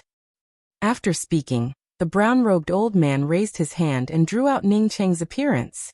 After Manjurin saw Ningcheng's appearance, he immediately pointed at him and said, It's him, it's this guy. Where is he? Man Huishan suppressed his excited tone and asked in a deep voice. His emperor palace lacked lost soil. As long as he had enough lost soil, he was confident that he could cultivate a Dao fruit and pave the way for him to reach Dao-confirming realm. The brown-robed old man bowed again and said, After this person exchanged for 1.5 million points, he didn't know when to advance or retreat. He offended Lifeless Poisonhand and Heartless Monk at the Quest Hall's Dao-confirming exchange. Later, I heard that these two killed him in a sneak attack while he was in seclusion in his cave. Immediately bring Lifeless Poisonhand and Heartless Monk here. Man Huishan gave a snort and said without hesitation. It seemed that Lifeless Poisonhand and Heartless Monk, who were famous throughout the Grand Essence Ruins, were just ants in his eyes. Chapter 873. Ningcheng naturally didn't know that Manjurin had not only escaped back to the Grand Essence Sea, but also restored his corporeal body. He disguised himself as a man in embroidered robes and rented a new cave abode. After rearranging the cave abode's restrictions, he entered the quintessential world. Ningcheng then transplanted the withering Dao fruit tree into the true spirit world. Ningcheng not only placed more than 100,000 spirit crystals under the Dao fruit tree, but also left several pieces of lost soil under it. After entrusting Chasing Bull to look after the Dao fruit tree, Ningcheng came out of the true spirit world and took out the incomplete spiritual consciousness cultivation method he obtained from the exchange meet. Carefully opening the restrictions on this broken cultivation method, Ning Cheng's spiritual consciousness seeped in. A moment later, a series of messages appeared in Ning Cheng's memories. The Dark Nether Devouring Spirit Scroll, the #1 spiritual will cultivation technique under the Chaos Realm. The opening sentence startled Ning Cheng. What was this Dark Nether Devouring Spirit Scroll? He actually dared to say that it was the #1 spiritual will cultivation technique beneath the primal chaos. The creation of this cultivation method was inspired by the North Sea. The North Sea came out of the Kuan, and it was thousands of miles wide. Even after transforming into a prune, who knows how many thousands of miles it will cover? Everyone knew that the rock was huge, and could fly millions of miles. However, few people knew that when the rock opened its mouth, it could swallow more than a few thousand miles. Spiritual will is an intangible thing, and the rock can swallow the heaven and earth. How can an intangible spiritual will be inferior to the rock of the northern underworld? A certain darkness devours gods, devours the divine will of heaven and earth, devours the sea of consciousness of all living beings, and devours all things incorporeal. However, the sun waxes and wanes, and the moon waxes and wanes. No matter how strong the technique was, it would still have its flaws. If one sea of consciousness was not strong, there was no benefit in cultivating it, and it would explode after a long time. Even if one sea of consciousness is strong, he can only devour the sea of consciousness of other cultivators. He can't last long. I am very regretful. The ignorant and foolish see the Dark Nether Devouring Spirit Scroll as the world's most vicious. It's a pity that I can't devour all the ignorant and foolish people. After a while, Ning Cheng finally put down this incomplete cultivation method, and was secretly shocked in his heart. He was sure that the person who created this Dark Nether Devouring Spirit Scroll was a paranoid person who viewed the lives of others as ants. This Dark Nether Devouring Spirit Scroll was simply a transformation technique, grand technique, or a star-sucking cultivation method. However, unlike the transformation technique, grand technique, the former devoured internal force, while the Dark Nether Devouring Spirit Scroll devoured the cultivator's spiritual consciousness and sea of consciousness. Others said that this cultivation method was vicious, but it wasn't wrong. This cultivation method was indeed vicious. Think about it. Others had painstakingly cultivated for countless years, only to have their spiritual sense devoured in a single exchange with you. And even their sea of consciousness was destroyed. It would be strange if anyone liked this kind of cultivation method. Moreover, this Dark Nether Devouring Spirit Scroll had flaws, just like the great art of transformation. Swallowing too much spiritual sense would cause one sea of consciousness to explode. If this problem was not solved, no matter how powerful this cultivation technique was, no one would dare to cultivate it. No wonder someone would sell this cultivation technique after obtaining it. Ordinary people really wouldn't dare to cultivate this kind of thing. To be honest, Ning Cheng did not have a favorable impression of the great art of transforming cultivation. Even though the creator of this technique gave it a nice-sounding name of the Dark North Divine Technique, the principle was the same. Through the method of parasitism, it absorbed the internal energy of others. Judging from the cultivation method of this cultivation method, the cultivator who created this cultivation method was indeed a genius among geniuses. But to say that it was the #1 spiritual sense cultivation method under the primal chaos realm, Ning Cheng didn't think much of it. Maybe the person who created this cultivation method eventually died because of this cultivation method. Because he swallowed too much spiritual consciousness and sea of consciousness, he ended up exploding his own sea of consciousness. But in any case, Ning Cheng admired the theory of this cultivation method. Swallowing the spiritual consciousness and sea of consciousness of a cultivator, Ning Cheng disdained to do it.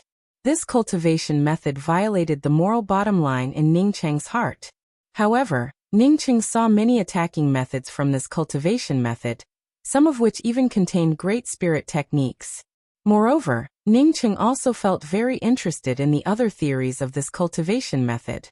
Although the Dark Nether Devouring Spirit Scroll mainly talked about swallowing the spiritual consciousness and sea of consciousness of a cultivator, but it proposed to swallow the spiritual sense of heaven and earth, to swallow all invisible things. Both were methods to increase one's spiritual consciousness, which made Ningqing very interested. This meant that this cultivation method could increase one's spiritual consciousness by swallowing some spiritual fruits and spiritual grasses that had an effect on one's spiritual consciousness. One could also strengthen one's spiritual consciousness by swallowing all the invisible and invisible thoughts in the universe. This kind of invisible and invisible thoughts included the thoughts released by various treasures, as well as some mind power that automatically formed in the starry sky. This was similar to absorbing spiritual qi for cultivation, which was equivalent to opening up another way to cultivate one's spiritual consciousness. It was no longer the same as absorbing starry sky spiritual qi to advance one's spiritual consciousness and sea of consciousness. Instead, it was through spiritual consciousness cultivation, which allowed one's spiritual consciousness to advance on its own. Ningqing decided to use his own deductions and combine them with the dark nether-devouring spirit scroll to evolve his own spiritual consciousness attacks. It would be best if he could create a new cultivation method for spiritual consciousness cultivation. Because the dark nether-devouring spirit scroll was incomplete, it only had the first 4 levels. The first level was spiritual consciousness transformation. The second level was sea of consciousness mutation. The third level was starry sky sea of consciousness. And the fourth level was sea of consciousness formless. Ningqiang's sea of consciousness had already transformed into a starry sky sea of consciousness. Ningqing didn't know if his sea of consciousness had mutated or not. However, he knew that his sea of consciousness had evolved into a starry sky sea of consciousness after going through the nirvana thunder tribulation.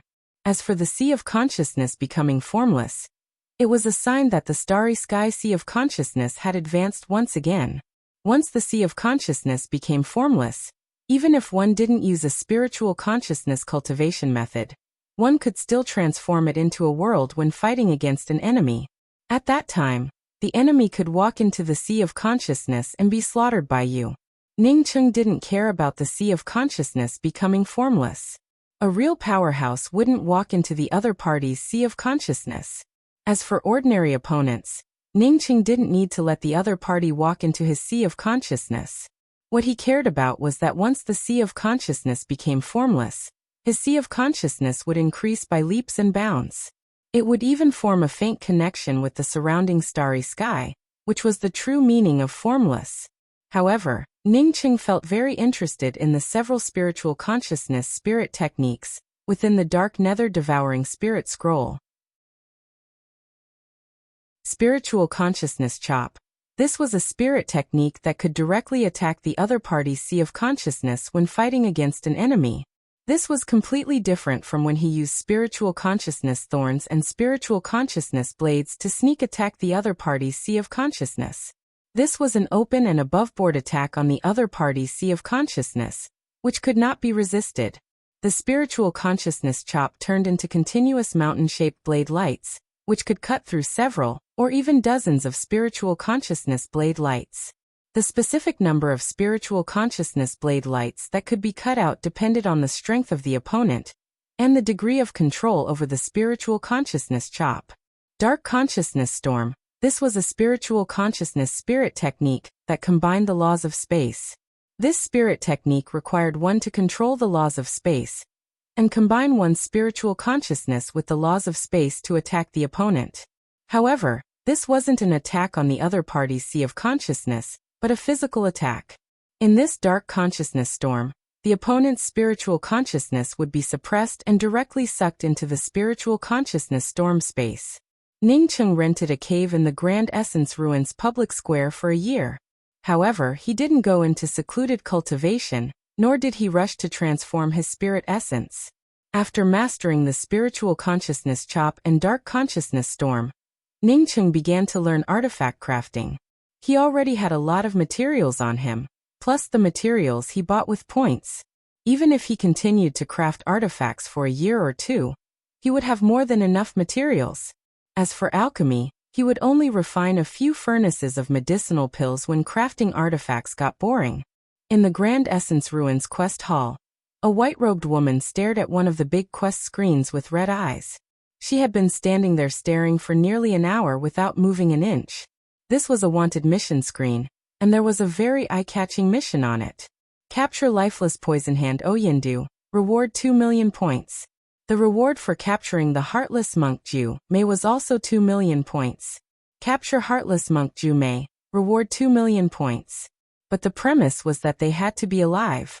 One could say that the reward for this quest was almost comparable to the Grand Essence Spirit Thunder quest. However, many people knew that they could only look at this quest. If they really wanted to catch these two notorious people, they would have to die. Fortunately, the reward for providing information about this quest was 500,000 points, which was just too generous. Almost everyone thought that this quest must have come from the Grand Essence Ruins Public Square's cave. After all, these two people had attacked the Grand Essence Ruins Public Square's cave before. Because of this, the reputation of the Grand Essence Ruins Public Square's cave didn't decline. Instead, it rose to a whole new level. Many cultivators' confidence in the Grand Essence Ruins Public Square's cave rose again because of this quest. For a time, the Grand Essence Ruins Public Square's cave couldn't even be rented with a silver card. Wuxia, how come you're here? I was just about to go back and bring you here. A clear and pleasant voice rang out beside the white-robed woman. The white-robed woman looked back and saw an equally pretty female cultivator in blue robes. Her eyes flashed with surprise and she called out, Yenji. But then, her eyes dimmed, and she even lowered her head. Yenji had just returned from a mission in the Grand Essence Ruins. She originally planned to go to the Boundary Essence Spirit Sea City and bring Nalan Wuxia. But now that she saw Nalan Wuxia here, she naturally felt happy. But when she saw Nalan Wuxia's expression, she understood what happened and quickly asked, What happened? Let's go somewhere else. After Nalan Wuxia finished speaking, she walked out of the quest hall first. In a rest stop in the Grand Essence Ruins, Yenji's face turned pale as she listened to Nalan Wuxia's words. Her entire body trembled. She had excellent qualifications, and was the kind of person who cultivated hard. Coupled with the opportunities she encountered in the Grand Essence Ruins, she advanced from the heaven-seated realm to the life and death realm in just a few years. According to her original plan, she would bring Nalan Wuxia from the Boundary Essence Spirit Sea City to the Grand Essence Ruins. Then the two of them would do the quest together.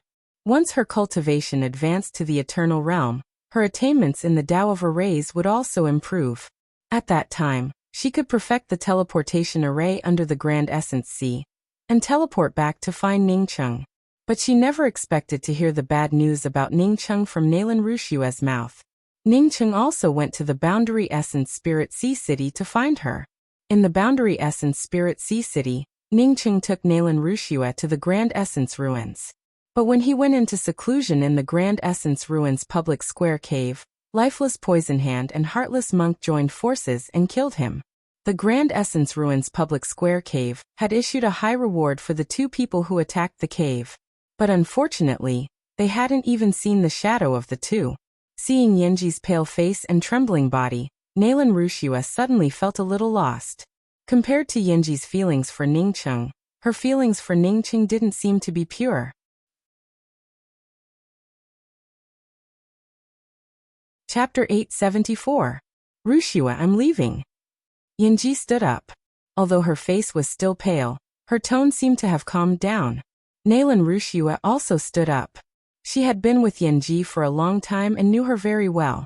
Yenji had an independent personality, and was very assertive. From a certain point of view, Yenji was much stronger and more independent than her. Even if she had lived alone in the starry sky for many years, she still couldn't compare to Yenji. She also knew that Yenji had decided to kill Lifeless Poison Hand and Heartless Monk. However, she didn't try to persuade Yenji. She knew that she couldn't persuade Yenji. Yenji always planned before taking action. She would never act impulsively. Even if she wanted to kill these two people, she wouldn't do it immediately. I'm leaving too. You have to be careful. I got the inheritance. After I reach Tao sculpting in the future, I will come back here. Nalan Wuxia just told Yenji to be careful. Since Ningcheng had fallen, she wouldn't stay on the periphery of the Grand Essence Ruins Public Square. She wanted to finish her own things. If Yenji hadn't killed these two people after she reached Tao sculpting, she would take action. After going into seclusion for a year, Ningqing heard about what happened a year ago. He guessed that heartless monk would come to find him, but he didn't expect that he would actually go. It seemed that it was always good to prepare for a rainy day. After leaving the cave, Ningqing wore the mask he had refined and came to the quest hall. He had refined artifacts for a year, but he could only refine low-rank spirit artifacts. Because it was a mask-type weapon that he refined himself, ordinary Dao sculpting cultivators wouldn't be able to see his appearance. Even cultivators above Dao sculpting wouldn't be able to see through him if they didn't use their spiritual consciousness to scan him. He was just an inconspicuous rogue cultivator on a mission. Therefore, there shouldn't be any experts specifically looking for him.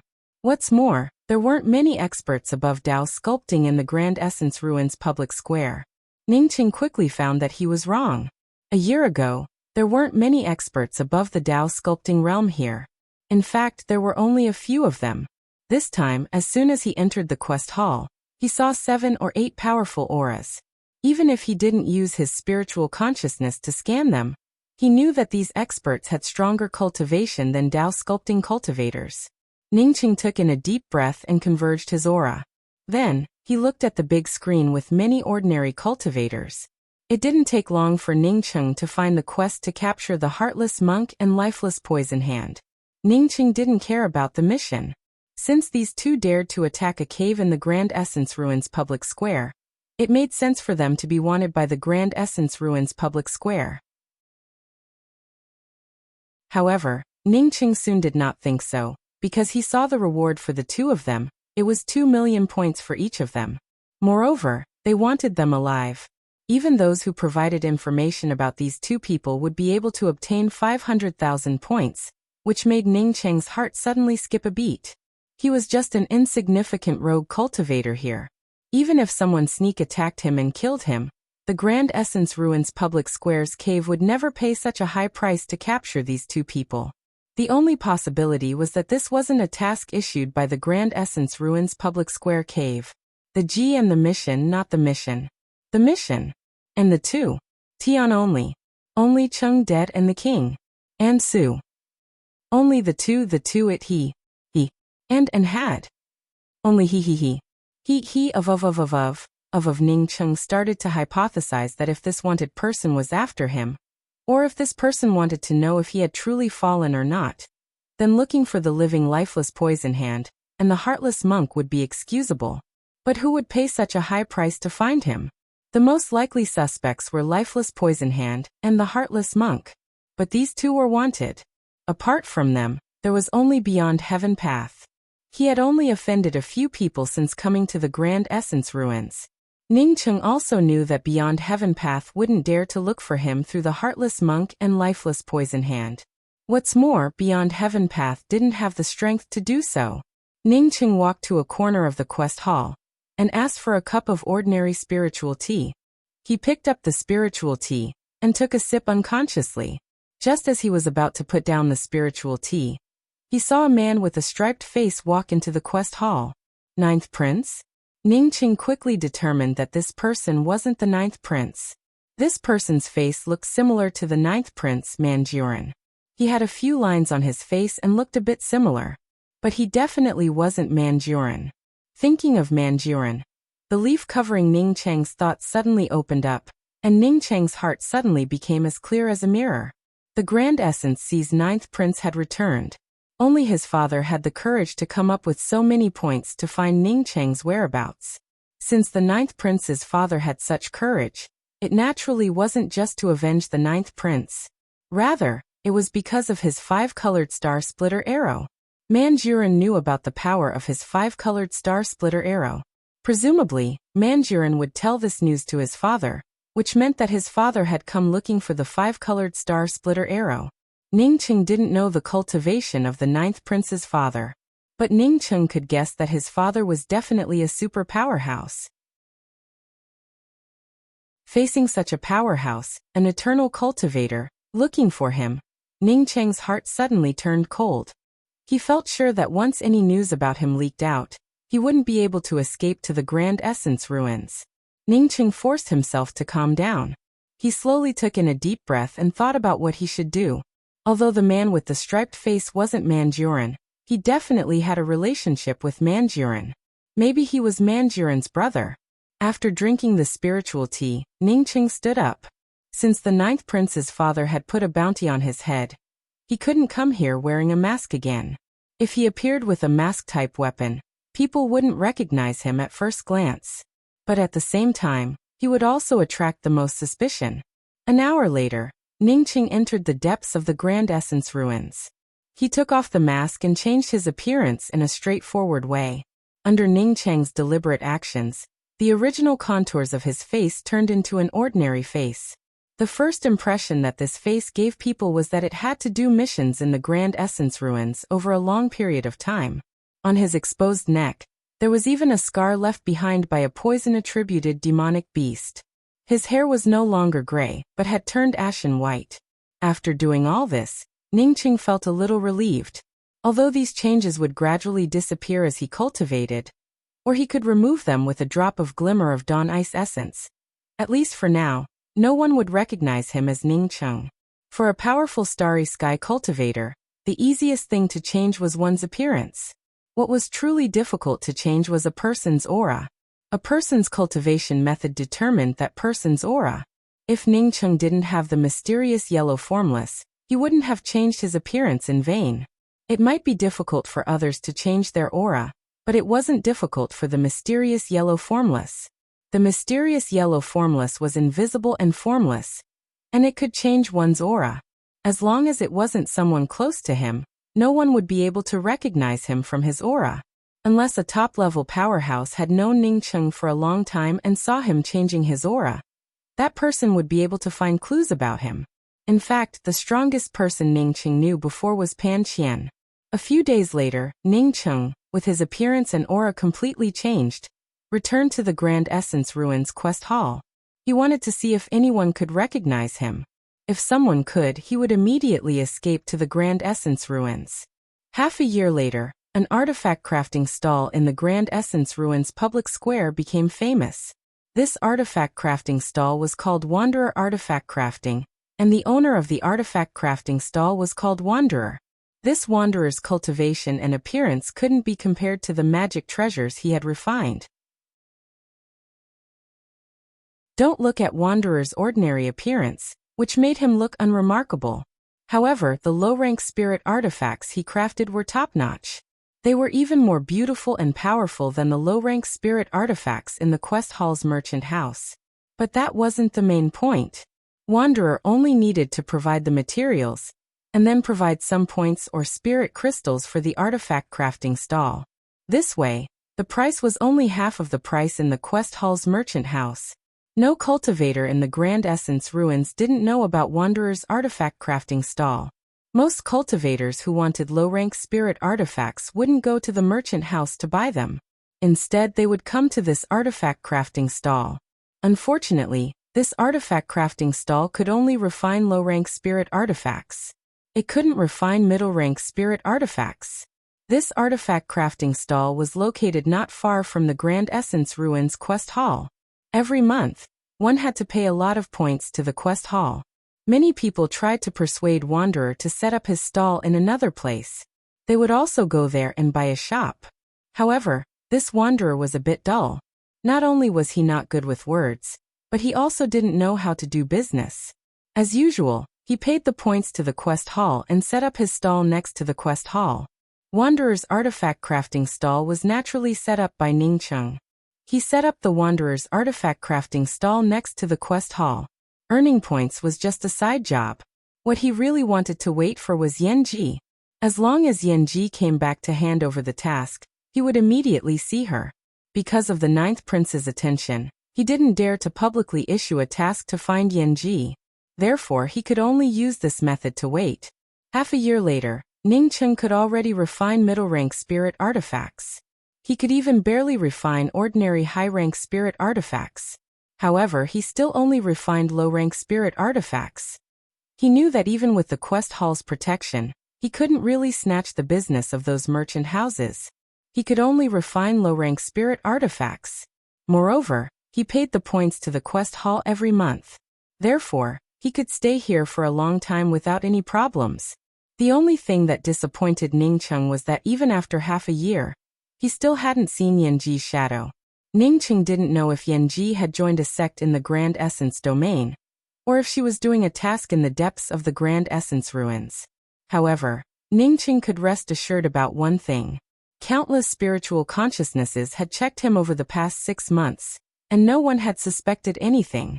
On this day, Ningcheng was helping a rogue cultivator craft a low-rank spirit artifact when he felt a spiritual consciousness that made him tremble in fear sweep over him.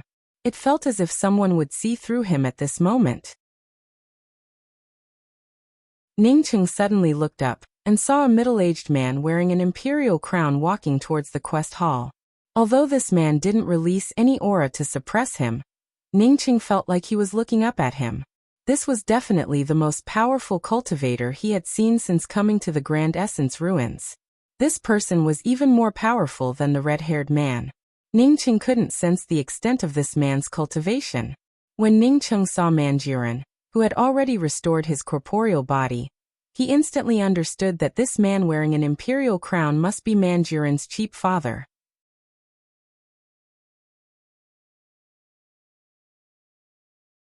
Chapter 875.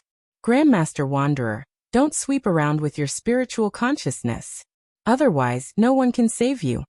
The rogue cultivator standing next to Ningcheng, waiting for Ningcheng to craft artifacts, saw Ningcheng's gaze fall on the man wearing the crown and quickly whispered to him.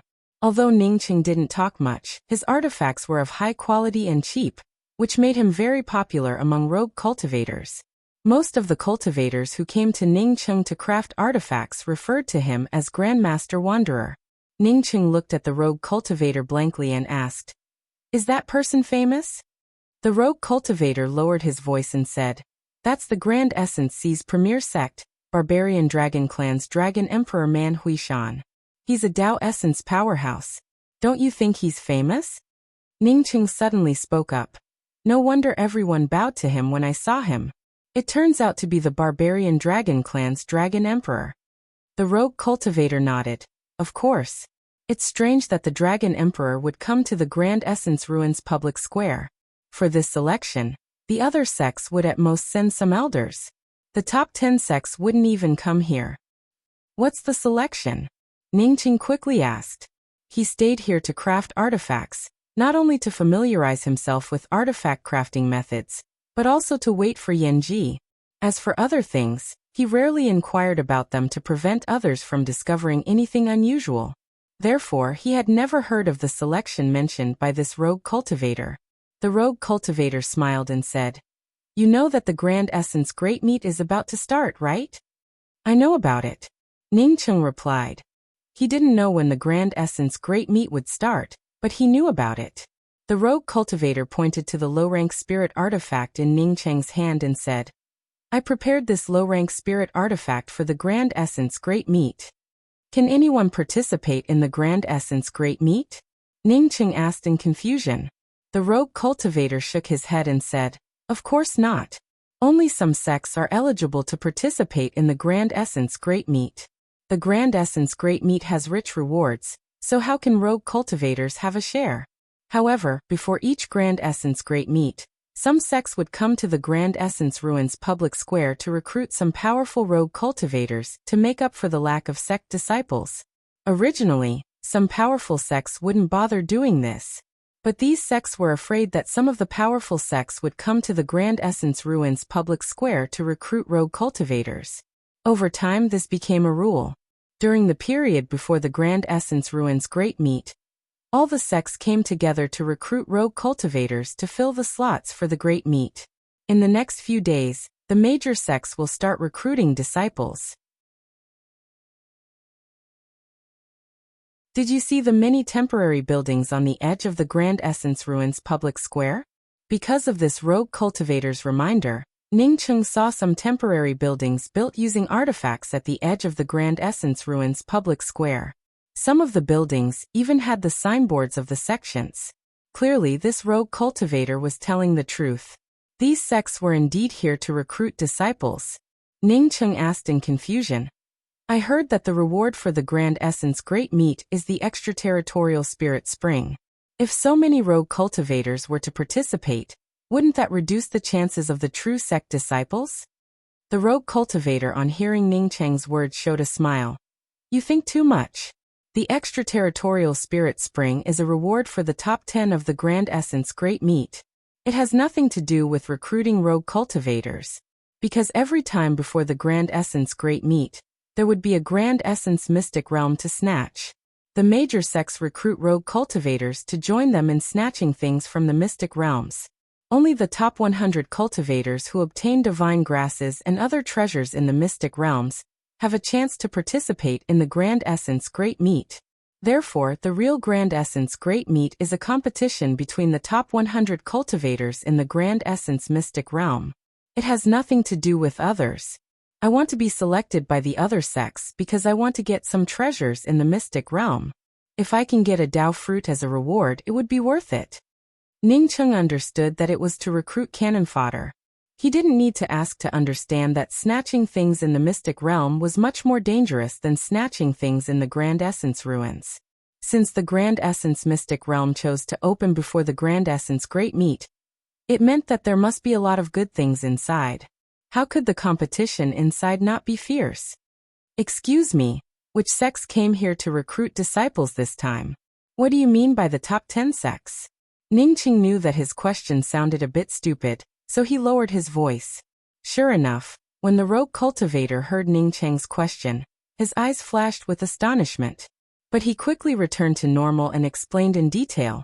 The top 10 sects are the 3 saints, 3 spirits, and 4 deep seas. They refer to River Luo Sacred Sect, 7-Star Sacred Shrine, and 9 Revolving Sacred Dao Pond, Flaming Feather Spirit Mountain, Profound Moon Spirit Gate, and Desolate Spirit Palace. Grand Essence Seas Barbarian Dragon Clan, Silver Dragon Clan, Sunken Fish Palace, and Mysterious Fairy Ancient Clan. I heard that Mysterious Fairy Ancient Clan hasn't appeared in the world for a long time. They don't even participate in the Grand Essence Great Meat. As for the rest of the smaller sects, there are too many of them. I can't explain them all. You can come and see for yourself when the time comes. Ning Cheng handed the low-rank spirit artifact in his hand to the rogue cultivator. Your weapon is finished. Since I heard you say so much today, I'm going to try my luck. I'll take half of your points. The rogue cultivator felt overjoyed when he heard that Ning Cheng only wanted half of his points. He quickly took out his white card and transferred the points to Ning Cheng. After thanking him repeatedly, he left. After the rogue cultivator left, Ning Cheng also put away his artifact crafting stall. Even after waiting for half a year, Yin Ji still hadn't appeared. Although he could continue to wait, he didn't have that much time. After half a year, his artifact crafting level had soared. Moreover, he had also collected a lot of high-quality artifact crafting materials. Therefore, he decided to refine a few high-rank spirit artifacts for himself first. As for the Grand Essence Mystic Realm, Ning Cheng decided to enter it. If he could reach the top 100 in the Grand Essence Mystic Realm, he might be able to represent one of the sects to participate in the Grand Essence Great Meat. That way, he might even be able to enter the extraterritorial spirit spring for cultivation. 2 days later, when Ning Cheng came out of the rest stop, the Grand Essence Ruins public square had long since been occupied by sects of various sizes. Unlike what that rogue cultivator said before, Ning Cheng not only saw a bunch of small sects on the Grand Essence Ruins public square, but he also saw 9 of the top 10 sections. Apart from the Mysterious Fairy Ancient Clan, almost all of the top 10 sects had arrived. Countless rogue cultivators had gathered in the public square. For them, this was an opportunity. Once selected to participate in the Grand Essence Mystic Realm, they might have a chance to advance to the Dao Sculpting Realm. The Grand Essence Mystic Realm might be dangerous, but if one wanted to stand at a higher place, where wouldn't it be dangerous? Ning Cheng walked around half a circle, and saw a weapon in front of each sect that tested one's spiritual consciousness and celestial essence. In this kind of selection, cultivators didn't care about the qualifications of their spiritual roots. Instead, they only looked at the density of celestial essence and the penetration of one's spiritual consciousness. Everyone understood what was going on. This kind of selection wasn't meant to train you as a sex disciple, but rather to take advantage of each other. After participating in the Grand Essence Mystic Realm, each person would get their own benefits. After that, everyone would go their separate ways. Ningcheng stopped at the 7-star Sacred Shrine station and saw an acquaintance, Yan Xishuang. He had saved Yan Xishuang and then teamed up with Yan Xishuang to obtain a drop of 3,000 weak water and a fragment of the Good Fortune Azure Lotus. As a result, the drop of 3,000 weak water went to him, while the Azure Lotus fragment went to Yan Xishuang. Ningcheng still had a good impression of this woman. This woman paid attention to equal exchange. She didn't take advantage of others, nor was she the rude kind. Ningcheng only knew about Nirvana's heart because of Yan Xishuang. Speaking of which, Yan Xishuang was the first to discover Nirvana's heart. However, she encountered a problem while collecting the Nirvana Bluestone, and almost died. Seeing Yan Xishuang standing at the 7-star Sacred Shrine station, Ningcheng realized that this woman was also from one of the 3 sacred sections. Ying Yongxian, who came with Shan Yaoцin before, was also from the 7-star Sacred Shrine. However, Ying Yongxian didn't come today. Yan Xishuang's aura had also become much purer. Not only did it become much purer, but it also doubled in strength compared to before. Ningcheng knew that this was the effect of the Azure Lotus fragment. When he first met Yan Xishuang, although she was at the full circle of the Eternal Realm, she wasn't any stronger than him. But now, Yan Xishuang had definitely surpassed the full circle of the Eternal Realm. According to Ningcheng's speculations, Yan Xishuang definitely hadn't reached the Tao sculpting realm yet. With Yan Xishuang's cultivation, there was only one reason why she hadn't reached the Tao sculpting realm yet. That is, she wanted to enter the extraterritorial spirit spring to transform her spirit essence. At this moment, Yan Xishuang's aura was clean and pure. If she could transform her spirit essence in the extraterritorial spirit spring, her future would truly be bright. Others might not know what was going on, but Ningcheng knew it.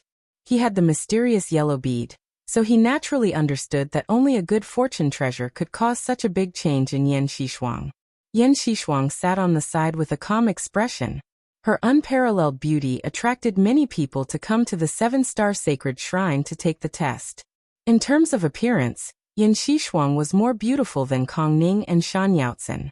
What Ningcheng appreciated more was her attitude towards things. She remained calm and rational. Since he had to join a sect, Ningcheng decided to join the 7-star Sacred Shrine. The 7-star Sacred Shrine was one of the top 10 sections. Even if he did something in the mystic realm, it wouldn't affect the sect. This was one of the reasons. Secondly, the big sects would have more slots to enter the mystic realm. Most importantly, Ningcheng knew Yan Xishuang. Senior apprentice sister, I want to participate in the 7-star Sacred Shrine's disciple selection. Ningcheng walked up to Yan Xishuang and spoke with cupped fists. Yan Xishuang apparently didn't recognize Ningcheng. She nodded and pointed to a testing artifact next to her. Then she spoke with a gentle tone. Stimulate all your celestial essence and spiritual consciousness, and try it on this testing artifact. Okay. Ningcheng walked up to the testing artifact and started to gather his strength. It was impossible to stimulate all his celestial essence and spiritual consciousness. The celestial essence scale and spiritual consciousness scale on this testing artifact were both 10. Ningcheng had seen other cultivators take the test before. Generally, cultivators would have a celestial essence scale of 1 to 5. Only a few could reach 6, and only 1 or 2 could exceed 7. As for spiritual consciousness, it was generally slightly lower than the celestial essence scale. Ningcheng decided to use 40% of his strength. This level should be enough to guarantee him entry to the 7-star Sacred Shrine.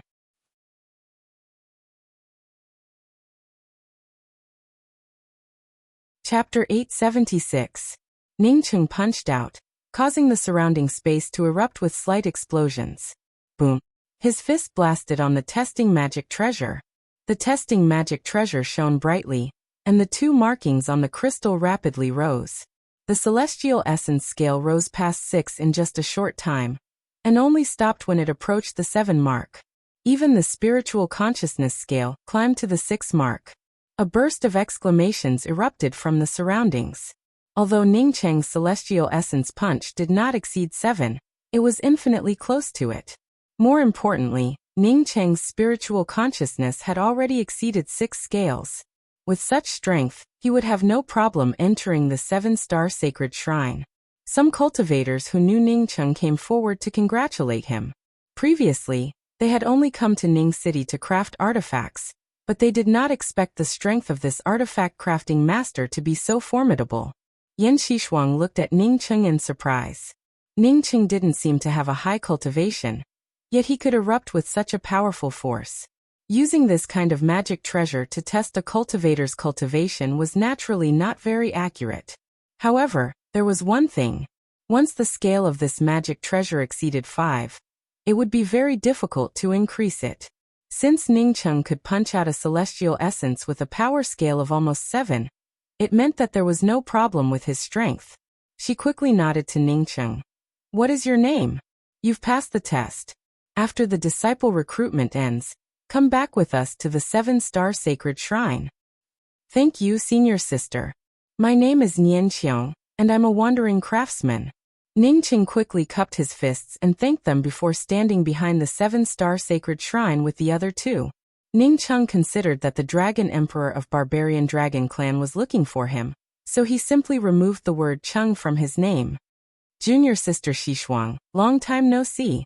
A deep man's voice sounded, and a purple-faced man with a big smile appeared in front of Yan Xishuang. Ning Cheng felt a powerful water qi fluctuation coming from this man. He had also felt this kind of water qi fluctuation from Manjuran. Unlike Manjuran, this person had a purple face and no ripples on his face. Yan Xishuang calmly replied with a polite greeting. "It turns out to be the second prince.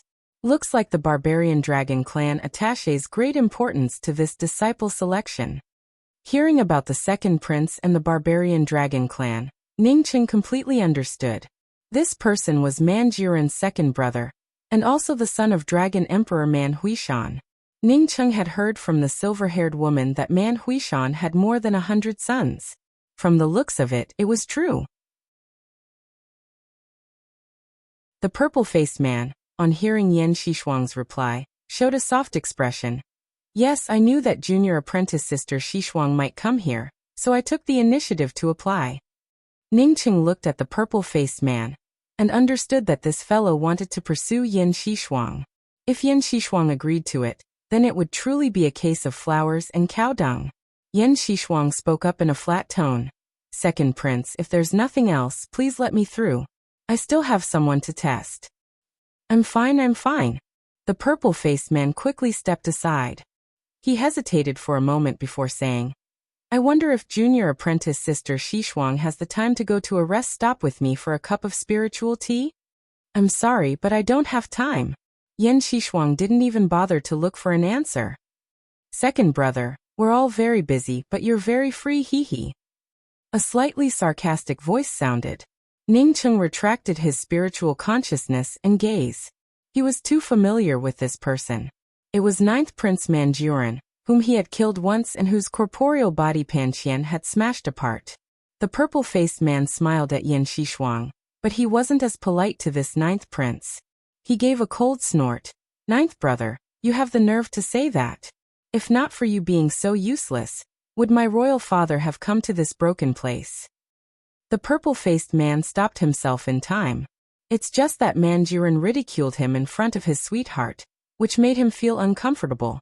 Manjuran was just about to speak again when he suddenly saw Ning Cheng behind Yan Xishuang. His gaze immediately fell on Ning Cheng, and after carefully looking at Ning Cheng for a while, he frowned and asked, "What's your name?" Yan Xishuang's tone turned cold. "This is my 7-star sacred shrine's newly recruited disciple, Nian Qiong. If the 2 princes have nothing else to say, please don't interfere with my sex recruitment." The Barbarian Dragon Clan indeed had a Dao Perfection powerhouse, but the 7-star sacred shrine didn't fear it. Although the 7-star sacred shrine didn't have any Dao Perfection powerhouses, it had 2 Dao Fusion powerhouses. Moreover, apart from Man Suatian, the Barbarian Dragon Clan didn't have any other powerhouses. Even Dragon Emperor Man Huishan was only at the full circle Dao Essence realm. One could say that without Man Suatian, the barbarian dragon clan wouldn't have qualified to enter the top 10 sects, let alone become the leader of the 4 Seas sections. When the purple-faced second prince heard Yan Xishuang's words, he quickly pulled Manjuran away. "Ninth brother, don't stay here. Come with me." This time, Manjuran didn't speak any nonsense and silently followed the second prince. He still couldn't help but think about Ningcheng. He had never seen this person before. So why did he feel an uncontrollable killing intent in his heart when he saw this Nian Qiong? The instincts of the Grand Essence Sea's barbarian dragon clan were extremely powerful. Even if Ningcheng changed his appearance and converged his aura, he still couldn't completely hide himself from Manjuran's instinctive killing intent. Manjuran suddenly stopped. Who was the person he wanted to kill the most? It was the cultivator named Ningcheng. At this moment, he felt 90% sure that Nian Qiong was Ningcheng. After guessing that Nian Qiong was Ningcheng, Manjuran's first thought was to tell this news to his father, Man Huishan. But as soon as this idea popped up, he quickly extinguished it. If he told this news to his father, this Ningcheng would definitely die. At the same time, he would also be able to avenge his father's death. However, the 5-colored star splitter arrow wouldn't fall into his hands. His father didn't come to the Grand Essence ruins to avenge him, but for the 5-colored star splitter arrow. Manjuran understood this point better than anyone else. If he couldn't get the 5-colored star splitter arrow, then forget it. But now that he had a chance, he couldn't let it go. He wanted this arrow no matter what. Ningcheng joined the 7-star sacred shrine because he wanted to go to the Grand Essence mystic realm. At that time, as long as he found a few people to secretly kill Ningcheng in the Grand Essence mystic realm, who would know that he snatched the 5-colored star splitter arrow. Ningcheng's 5-colored star splitter arrow was indeed powerful, but no matter how powerful it was, he could only shoot it once. As long as he grasped this point, he wouldn't have to worry about killing Ningcheng. The more Manjuran thought about this plan, the more feasible it seemed. From Manjuran's gaze and expression before he left, Ningcheng realized that Manjuran might have recognized him. At this moment, Ningcheng couldn't wait to leave immediately. But when he saw Manjuran not making any moves, not even his spiritual consciousness falling on him, Ningcheng started to doubt it again. But this doubt didn't last long. Ningcheng believed that Manjuran had recognized him, and there was no need for luck at all. The reason why Manjuran didn't make any moves wasn't because he didn't recognize him, but because he didn't want to tell his father about him. The only possibility was that Manjuran wanted to take everything from him. Manjuran had gone to the mysterious yellow starland alone to do those things. This person had great ambitions. But after knowing that Manjuran wanted to take the 5-colored star splitter arrow for himself, Ningcheng wasn't in a hurry. If he didn't know that Manjuran recognized him, he might have suffered a huge loss. Now that Manjuran recognized him, he didn't believe that he couldn't kill this fellow. 3 days passed, and no one came looking for him. Ningcheng realized that his guess was right. Manjuran really wanted to take everything from him. 3 days later, the major sects on the Grand Essence Ruins public square finally finished recruiting rogue cultivators. The 7-star sacred shrine had recruited a total of 20 people, and Ningcheng was just one of them. Among the 20 people, Ningcheng's strength only ranked in the middle, which wasn't too outstanding. The 7-star sacred shrine only had one elder leading the team. Ningcheng couldn't see through this elder's strength, but he was sure that this elder wasn't as strong as Barbarian Dragon Clan's patriarch, Man Huishan. As for Yan Xishuang, she most likely came to help. The Grand Essence ruins might be far from the entrance to the Grand Essence domain, but no matter how far it was, it wouldn't take long to teleport there. This was Ningcheng's first time entering the Grand Essence domain. But after entering the Grand Essence domain, he understood why the sects of the Grand Essence realm gathered here. The spirit chi in the Grand Essence domain was more than a dozen times stronger than the outside world. Moreover, this was just an ordinary place. Some sects would choose places with denser spirit chi. Comparing this place to the Grand Essence ruins and Boundary Essence Spirit Sea City made Ningcheng understand the truth that the strong grew stronger. Half a day later, Ningcheng and the others arrived at the entrance of the 7-star sacred shrine. The seven-star sacred shrine had a majestic atmosphere, and the spirit chi here was several times denser than the outside world. Standing here, Ningqing even had an illusion that the laws within the seven-star sacred shrine space were more stable than in other places. If the seven-star sacred shrine was like this, then it must be the same for other sacred or spirit gates. After entering the sect, Ningqing and the others were each assigned a room and a jade card. After that, no one came to ask about it. Returning to the room assigned to him, Ningqing used his spiritual consciousness to sweep the jade card, and immediately caught some of the information inside it. The Grand Essence Mystic Realm would open in 5 months. During these 5 months, they could move around in the outer sect of the seven-star sacred shrine. They could also go out, but they had to come back before the Grand Essence Mystic Realm opened. There was one more thing that they had to abide by. That is, they weren't allowed to enter the inner sect. Otherwise, they would die without mercy. Ningqing put away the jade card and shook his head. The seven-star sacred shrine didn't even treat them as an outer sect. At best, it treated them as a batch of cannon fodder. As cannon fodder, one must have the consciousness of being cannon fodder and not run around. Even without this jade card's warning, Ningqing didn't plan to go out. He planned to refine a fake 5-colored star splitter arrow in the next few months. Manjuran couldn't possibly not know how powerful his 5-colored star splitter arrow was. On the premise that he knew how powerful his 5-colored star splitter arrow was, Manjuran still dared to keep it for himself. It meant that he had confidence in himself. In any case, he had to take some precautions. Ningqing was just about to activate the restrictions around his room when someone appeared outside his room.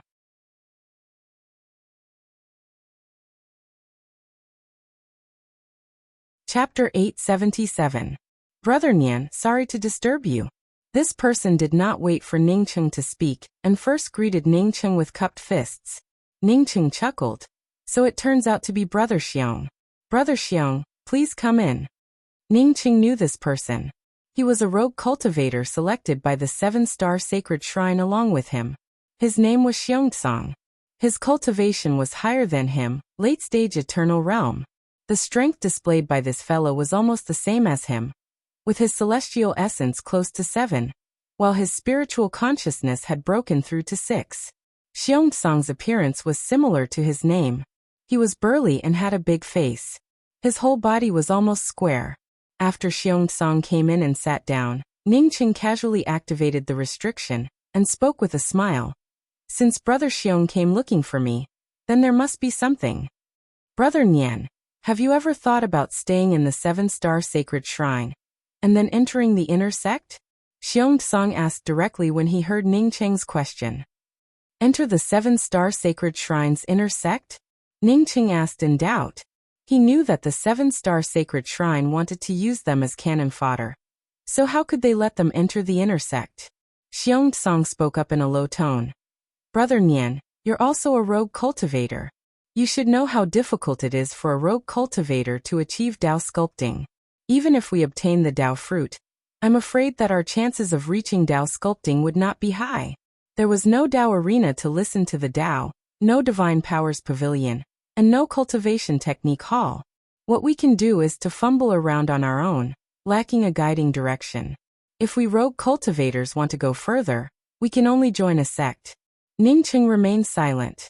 He wouldn't join the seven-star sacred shrine, and he also didn't agree with Xiongtsang's words. When one's cultivation was low, a guide was indeed very important. However, once one reached the eternal realm, they would have to rely on their own comprehension of all things and their understanding of the laws of heaven and earth. Even if they had a powerful master to guide them, it would still be of limited use. However, Ningqing was somewhat interested in the Dao sanctum that Xiongtsang spoke about. The dojo was a place where some powerful Dao-confirming cultivators would discuss the Dao. If one could go and listen, it would be beneficial to one's understanding of the Dao. Every sect had its own Dao rite, and the most famous one in the Grand Essence realm was the Grand Essence Dao rite. It was just that it was very difficult for itinerant cultivators to enter and listen to Dao in these places. Xiongtsang, on seeing Ningqing's silence, thought that Ningqing agreed with his words. Therefore, he continued, the 7-star sacred shrine has 2 Dao fusion powerhouses, and the spirit technique pavilion has countless powerful spirit techniques. Then how can Brother Xiong join the 7-star sacred shrine? Ningqing asked. Xiong Tsang nodded. That's exactly what I wanted to talk to Brother Nian about.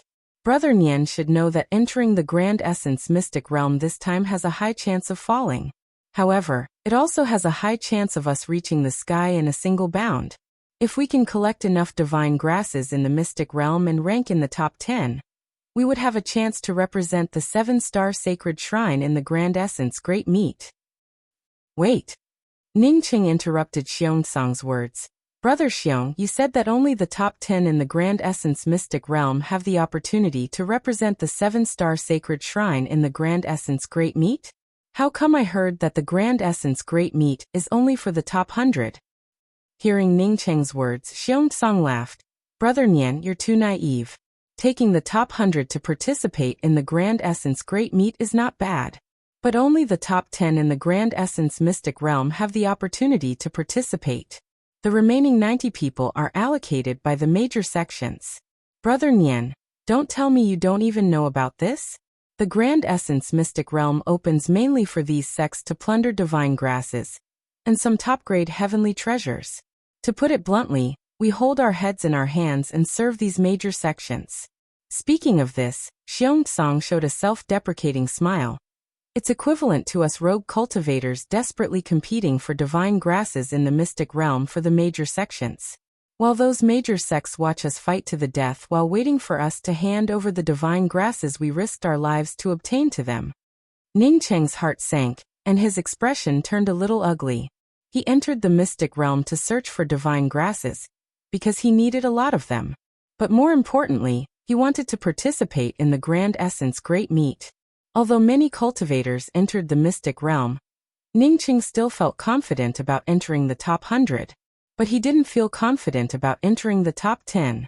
From the looks of it, that rogue cultivator also didn't know much about it. Searching for natural treasures didn't depend on one's strength. It also depended on one's luck. Xiong Tsang didn't know about Ningqing's thoughts and continued, we can join forces. As long as we can reach the top 10, we can get 2 spots to participate in the Grand Essence Great Meet. At that time, we can offer our spots to the sects and join them. Ningqing calmed down and asked, Brother Xiong, how many cultivators enter the mystic realm to search for natural treasures? I believe Brother Xiong already knows about it. But why can Brother Xiong help us enter the top 10? Xiong Tsang showed a smile. If Brother Nian is willing to join forces with me, I will naturally tell you my method. Ningqing suddenly showed a smile.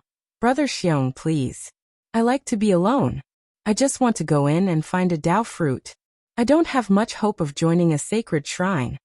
When Ningqing heard Xiong Tsang's words, he immediately understood what Xiong Tsang meant. Xiong Tsang most likely had a set of sneak attacks. He most likely wanted to kill other cultivators in the mystic realm and snatch their divine grasses to reach the top 10. This kind of robbery went against Ningqing's conscience. Therefore, he naturally wouldn't join forces with Xiong Tsang. Hearing Ningqing's words, Xiong Tsang's eyes flashed with disappointment. A moment later, he stood up and cupped his fists towards Ningqing. In that case, I'll take my leave. Ningqing waited for Xiong Tsang to leave before activating the restrictions around the room again. Xiong Tsang's proposal reminded him that since Xiong Tsang could think of robbing others to obtain divine grasses, there must be others who could think of robbing others to obtain divine grasses. From the looks of it, he not only had to guard against Manjuran, but also against these rogue cultivators. In the next few months, Ningqing didn't go anywhere. In addition to crafting a few spirit artifacts for himself, he also crafted a 5-colored star splitter arrow. The power of this arrow couldn't compare to the real 5-colored star splitter arrow. Ningqing wanted to make this arrow look similar to the 5-colored star splitter arrow. One could say that this arrow couldn't even compare to an ordinary middle-rank spirit artifact bow. Ningqing didn't craft this arrow for its power. Rather, he crafted it to deal with Manjuran. In addition, Ningqing also crafted a large number of trap and kill array discs. Ningqing's attainment in the Tao of arrays was much higher than his cultivation. If he didn't make use of it, it would be a waste of all the time he spent studying the Tao of arrays.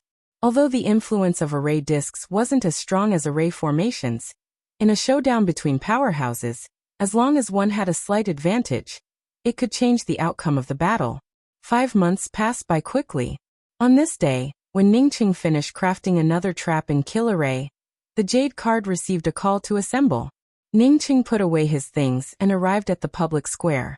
Xiongtsang had already arrived. When Ningqing saw him standing with another rogue cultivator, he understood that this fellow had found a companion. This time, the leader of the group changed to an old man with white hair and a beard. Ningqing couldn't see the old man's cultivation, but he could feel that this old man was strong, most likely a second-step Tao-confirming powerhouse. Ningqing also noticed that in addition to the 20 rogue cultivators on the public square, there were also many disciples from the 7-star sacred shrine. Among these disciples, Ningqing saw Yan Xishuang, but he still didn't see Ying Yongxian. A huge black airship landed in the middle of the public square, and the white-haired old man landed on the bow of the airship and said to the cultivators on the public square, "This time, our 7-star sacred shrine will have a total of 70 disciples enter the Grand Essence Mystic Realm. Originally, the disciples belonging to the 7-star sacred shrine can use the divine grasses and treasures found in the Mystic Realm to exchange for the sect's task points, spirit pills, or even spirit techniques. If you contribute a lot, you can even exchange for Tao pills and Tao fruits. As for the disciples who later join my 7-star sacred shrine, you can also exchange the divine grasses found in the Mystic Realm for spirit pills, spirit techniques, or cultivation methods. If you contribute a lot, you can also exchange for Tao fruits or Tao pills. If you rank in the top 10, you will have the opportunity to join the 7-star sacred shrine's inner sect. You can freely enter and exit the 7-star sacred shrine's Tao Rite, spirit technique pavilion. No wonder they weren't afraid of cultivators hiding things. Even if a rogue cultivator collected a lot of divine grasses and hid them, what was the use? At most, they could exchange them for some merchant houses. Could a rogue cultivator ask someone who could refine spirit pills to help them refine pills? As for refining Tao pills, they couldn't even think about it. As for exchanging for Tao fruits, Ningqing only needed to think about how Kong Ning used more than 400,000 points to exchange for a falling scar fruit to understand that Tao fruits weren't easy to obtain. Not every cultivator was like him, a Tao sculpting pill deity. Perhaps for these rogue cultivators, if they obtained a lot of divine grasses, they could hand them over to the sect and exchange them for cultivation resources that could be used directly. This was the best way. Of course, I have to remind the 20 disciples who later joined my 7-star sacred shrine. After the ranking, you must hand over 1/5 of the divine grasses you obtained to the sect before you can exchange for anything else. If you obtain less than 100 divine grasses, you must hand over half of them to the sect. When Ningqing heard this, he couldn't help but think that the 7-star sacred shrine's own disciples didn't have to hand over 1/5. As for the rogue cultivators who joined later, they had to hand over some divine grasses to enjoy the same treatment as the 7-star sacred shrine's disciples. Ningqing didn't feel surprised. It would have been strange if the 7-star sacred shrine didn't do this.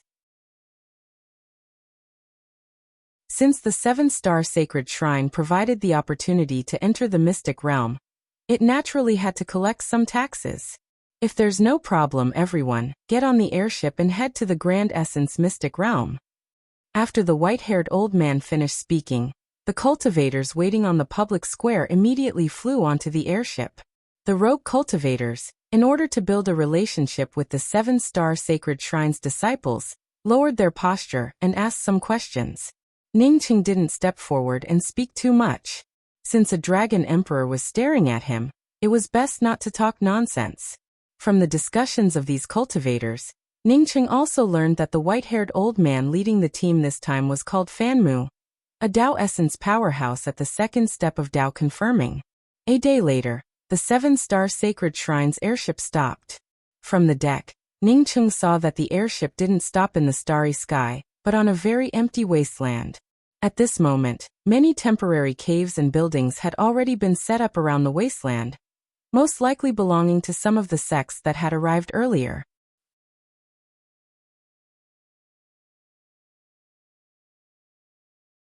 Chapter 878. After Ningcheng followed the cultivators from the 7-star sacred shrine off the airship, he saw some acquaintances. Barbarian Dragon Clan's 2nd prince, 9th prince, and even Shan Yaotsin were here. Since Kong Ning didn't come, she probably went into seclusion to prepare for her advancement. Although Manjurin's gaze didn't move towards Ningcheng, Ningcheng still caught his vague spiritual consciousness. Senior apprentice Sister Yan. Ningcheng suddenly walked up to Yan Xishuang and called out. Yan Xishuang's gaze fell on Ningcheng, and she quickly remembered who Ningcheng was.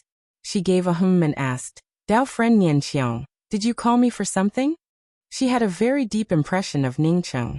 Among the rogue cultivators recruited this time, Ningcheng's cultivation was the lowest, but his strength was only at the middle level. Ningcheng gave a salute and said, Yes, because we are about to enter the Grand Essence Mystic Realm. Senior sister knows that my cultivation isn't high, so I'm a little worried. Yan Xishuang showed a slight smile. The Grand Essence Mystic Realm is huge, so you don't have to worry about it. As long as I don't meet those ruthless people, I'll be fine as long as I'm careful.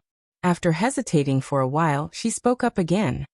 This time, only Dao sculpting cultivators and below can enter the Grand Essence Mystic Realm. With your strength, you should be able to protect yourself. Don't offend the disciples of some big sects, especially the Grand Essence's 12 sacred children. Of course, not all of the Grand Essence's 12 sacred children will enter. It was Ningcheng's first time hearing about the Grand Essence's 12 sacred children. He didn't even know what they were, nor did he intend to ask about them. Seeing that Yan Xishuang was about to leave after speaking, Ningcheng quickly asked, Senior apprentice Sister Yan, I saw that the Barbarian Dragon Clan's 9th prince also seemed to want to enter the Grand Essence Mystic Realm. Did he also not reach the Dao sculpting realm? Yan Xishuang replied with a calm voice, Manjurin is a proud person. If he didn't go to the extraterritorial spirit spring to transform his spirit essence, how could he reach Dao sculpting? After you enter the Grand Essence Mystic Realm, just concentrate on searching for divine grasses. Once you encounter danger, don't let treasures blind your eyes. There are countless treasures in the Grand Essence Mystic Realm. If you can't find them in one place, you can find them in other places. After saying that, Yan Xishuang no longer paid any attention to Ningcheng and turned to leave. Ningcheng stood in silence. He had always guessed that most of the 9th prince was a Dao sculpting powerhouse. Even Hongluan, whom he killed, was a Dao sculpting powerhouse. From the looks of it, neither the 9th prince nor Hongluan had reached the Dao sculpting realm. It seemed that he had overestimated his own strength. Although his 5-colored star splitter arrow could kill the 9th prince, it might not necessarily kill a genuine Dao sculpting cultivator. As long as he couldn't kill a Dao sculpting cultivator, he could only wait for a Dao sculpting cultivator to kill him. After learning about the gap between him and Dao sculpting, Ningcheng didn't continue to ask questions outside. Instead, he returned to the station and waited to enter the Grand Essence Mystic Realm with peace of mind. 3 days later, Ningcheng finally understood why he had chosen this place. More than a dozen experts from various sects set up a huge teleportation array in the middle of the wilderness. Apparently, they wanted to use this method to enter the Grand Essence Mystic Realm. Although Ningcheng's understanding of the Tao of array formations might not be as good as the powerhouses who set up the teleportation array, he could still see that the various components of this teleportation array looked ancient. Moreover, he couldn't see the refining method used to craft it. From this, Ningcheng understood that this teleportation array had always existed. Most likely, the major sects of the Grand Essence domain wanted to jointly control the Grand Essence Mystic Realm. Therefore, they decided to dismantle the teleportation array leading to the Grand Essence Mystic Realm, allowing each sect to control some of the teleportation components. Once the Grand Essence Mystic Realm's opening time arrived, they would then assemble the teleportation array together. Ningcheng stood in the crowd about to be teleported, and counted the number of people entering the Grand Essence Mystic Realm. There were at least 10,000 people. A middle-aged female cultivator stood in front of the teleportation array and spoke with a crisp voice. All disciples who are about to enter the Grand Essence Mystic Realm, please pay attention. Although the Grand Essence Mystic Realm only opens every 3,000 years, the area inside is vast. Even to this day, there are many places that no one has ever been to. This mystic realm will open for a year. After a year, everyone will still be teleported out of the mystic realm's teleportation array. Alright, everyone can now enter the teleportation array. Ningqing felt a little puzzled. Why didn't anyone say what would happen if they didn't come out of the mystic realm within a year? He whispered to a cultivator from the 7-star sacred shrine beside him. This Dao friend, can I ask what happens if you don't come out within a year? What if you don't make it to the teleportation array within a year? The cultivator from the 7-star sacred shrine glanced at Ningqing with disdain and gave a cold snort. He didn't even bother to answer. Apparently, he looked down on rogue cultivators like Ningqing, who entered the mystic realm with the help of a sacred gate. Ningqing didn't ask any more questions and decided to go in first. This teleportation array was too big, and each teleportation carried nearly 200 to 300 people. In just half an incense stick worth of time, it was the 7-star sacred shrine's turn. Ningqing and the other cultivators had just stood on the teleportation array when they felt a spiritual consciousness imprint fall on him. It was almost impossible for an eternal cultivator to leave a spiritual consciousness imprint on him without being discovered. But before Ningqing could find the person who left the spiritual consciousness imprint, the teleportation array activated. Feeling a wave of dizziness, Ningqing immediately understood that this teleportation array was an ultra-long-distance teleportation array. After a long time, Ningqing's feet touched the ground, and he appeared in the middle of another huge teleportation array. Following the crowd out of the teleportation array, Ningqing found that he was still in the wilderness. However, the spirit chi here was far from comparable to the place he came from. The spirit chi here was not only pure but also rich. No wonder many precious divine grasses could grow here. After everyone was teleported over, they quickly dispersed. Most of them escaped alone, while a small number of cultivators formed teams. Ningqing found a direction and quickly left. After an incense stick worth of time, Ningqing stopped. He saw a piece of Zui Meng glass, which was a low-level divine grass. In the Grand Essence realm, divine grasses were divided into 3 levels: low-level, middle-level, and top-level. Low-level divine grasses were the most common, while top-level divine grasses were rare. Generally speaking, spirit pills refined from low-level and middle-level divine grasses would only have an effect on first-step Dao confirming cultivators. Only a few spirit pills refined from top-level divine grasses would have an effect on second-step Dao confirming holy emperors. The cultivation resources that second-step Dao confirming powerhouses truly pursued were Dao pills or Dao fruits. Moreover, because top-level divine grasses were hard to find, there weren't many Dao essence pill deities in the Grand Essence realm. As for Dao essence pill saints, they were even rarer. Although Zui Meng glass was a low-level divine grass, it had some use for Ningqing. Zui Meng glass could be used to refine accumulating dream pills, which had a great effect on comprehending spirit techniques, especially those with intent-level spirit techniques like None to Depend On or Sunset's Twilight. Ningqing was now a Dao sculpting pill deity. Therefore, even if he couldn't use it, he could refine accumulating dream pills for sale. After collecting all the Zui Meng glass, Ningqing ignored the spiritual consciousness imprint on his body and continued to explore deeper. An hour later, Ningqing stopped in a valley. He felt sure that Manjuran had asked someone to place the spiritual consciousness imprint on him. Moreover, Manjuran wouldn't have much patience for the 5-colored star splitter arrow.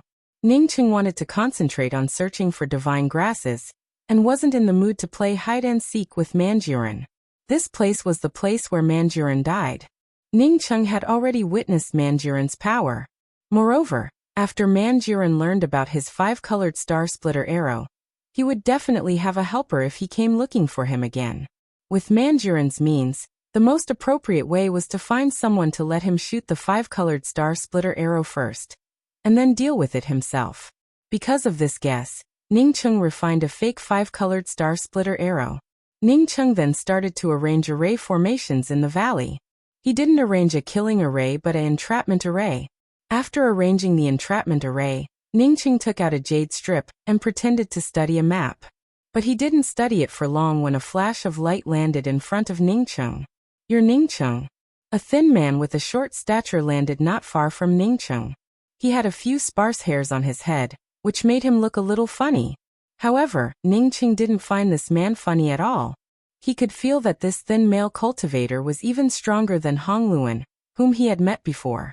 If it weren't for his recent rapid increase in strength and the many means available to him, he would have to use the 5-colored star splitter arrow. Ningqing knew that he couldn't use the 5-colored star splitter arrow right now. This thin man most likely belonged to Manjuran. Manjuran hadn't come out, and he couldn't find any trace of Manjuran. Ningqing felt sure that as long as he killed this thin man with one arrow, Manjuran would definitely come out and become the fisherman. This thin man was truly an idiot. Manjuran pushed him out to die, yet he still didn't know it. Who is Ningqing? Even if he knew that the other party knew that he was Ningqing, Ningqing wouldn't admit it. Manjuran wasn't worth his fear. What really scared him was the person behind Manjuran. The thin man gave a cold snort. "Whether you are Ningqing or not, die for me." A pair of scissors that seemed to want to cut this space in half suddenly enveloped Ningqing's space. Even Ningqing's breathing felt shrouded within it. A powerful demonic essence aura came crashing down on him. Under this suppression, Ningqing felt like a fallen leaf swaying in the wind and rain. He couldn't fight with this person for too long. Ningqing didn't even bring out a weapon, and directly slashed out with the spiritual consciousness chop. Since cultivating the spiritual consciousness chop, this was the first time Ningqing used this cultivation method. Catcha. Because Ningqing wanted to bring out the spiritual consciousness chop, his domain immediately weakened. Under the suppression of the other party's powerful domain, a crisp cracking sound rang out. The spiritual consciousness chop also blasted into the thin man's sea of consciousness at the same time. The thin man's expression changed, and he exclaimed in surprise. Ningqing felt shocked to find that an invisible force had blocked his spiritual consciousness chop after it slashed into the other party's sea of consciousness. He couldn't let this person catch his breath. Once this person caught his breath and blocked the spiritual consciousness chop, he would have no choice but to wait for his death. Understanding this, Ningqing punched out again without hesitation. It was a punch containing the laws of time. Without sunset's twilight, it was just a pure punch. This punch contained the Tao charm of the laws of time, which caused the thin man to freeze for a moment. The spiritual consciousness chop then crushed through the thin man's sea of consciousness without any hindrance. Almost without any pause, Ningqing raised his hand and brought out a long black arrow. You're tuning in to the Li Mei's Wuxia Whispers YouTube channel. We're so grateful for your support, and don't forget to subscribe to join us on this incredible journey through captivating stories. Your generosity through donations truly makes a world of difference, as it's the primary source of revenue that allows me to expand and enhance this channel for you. Thank you from the bottom of my heart for being a part of this adventure.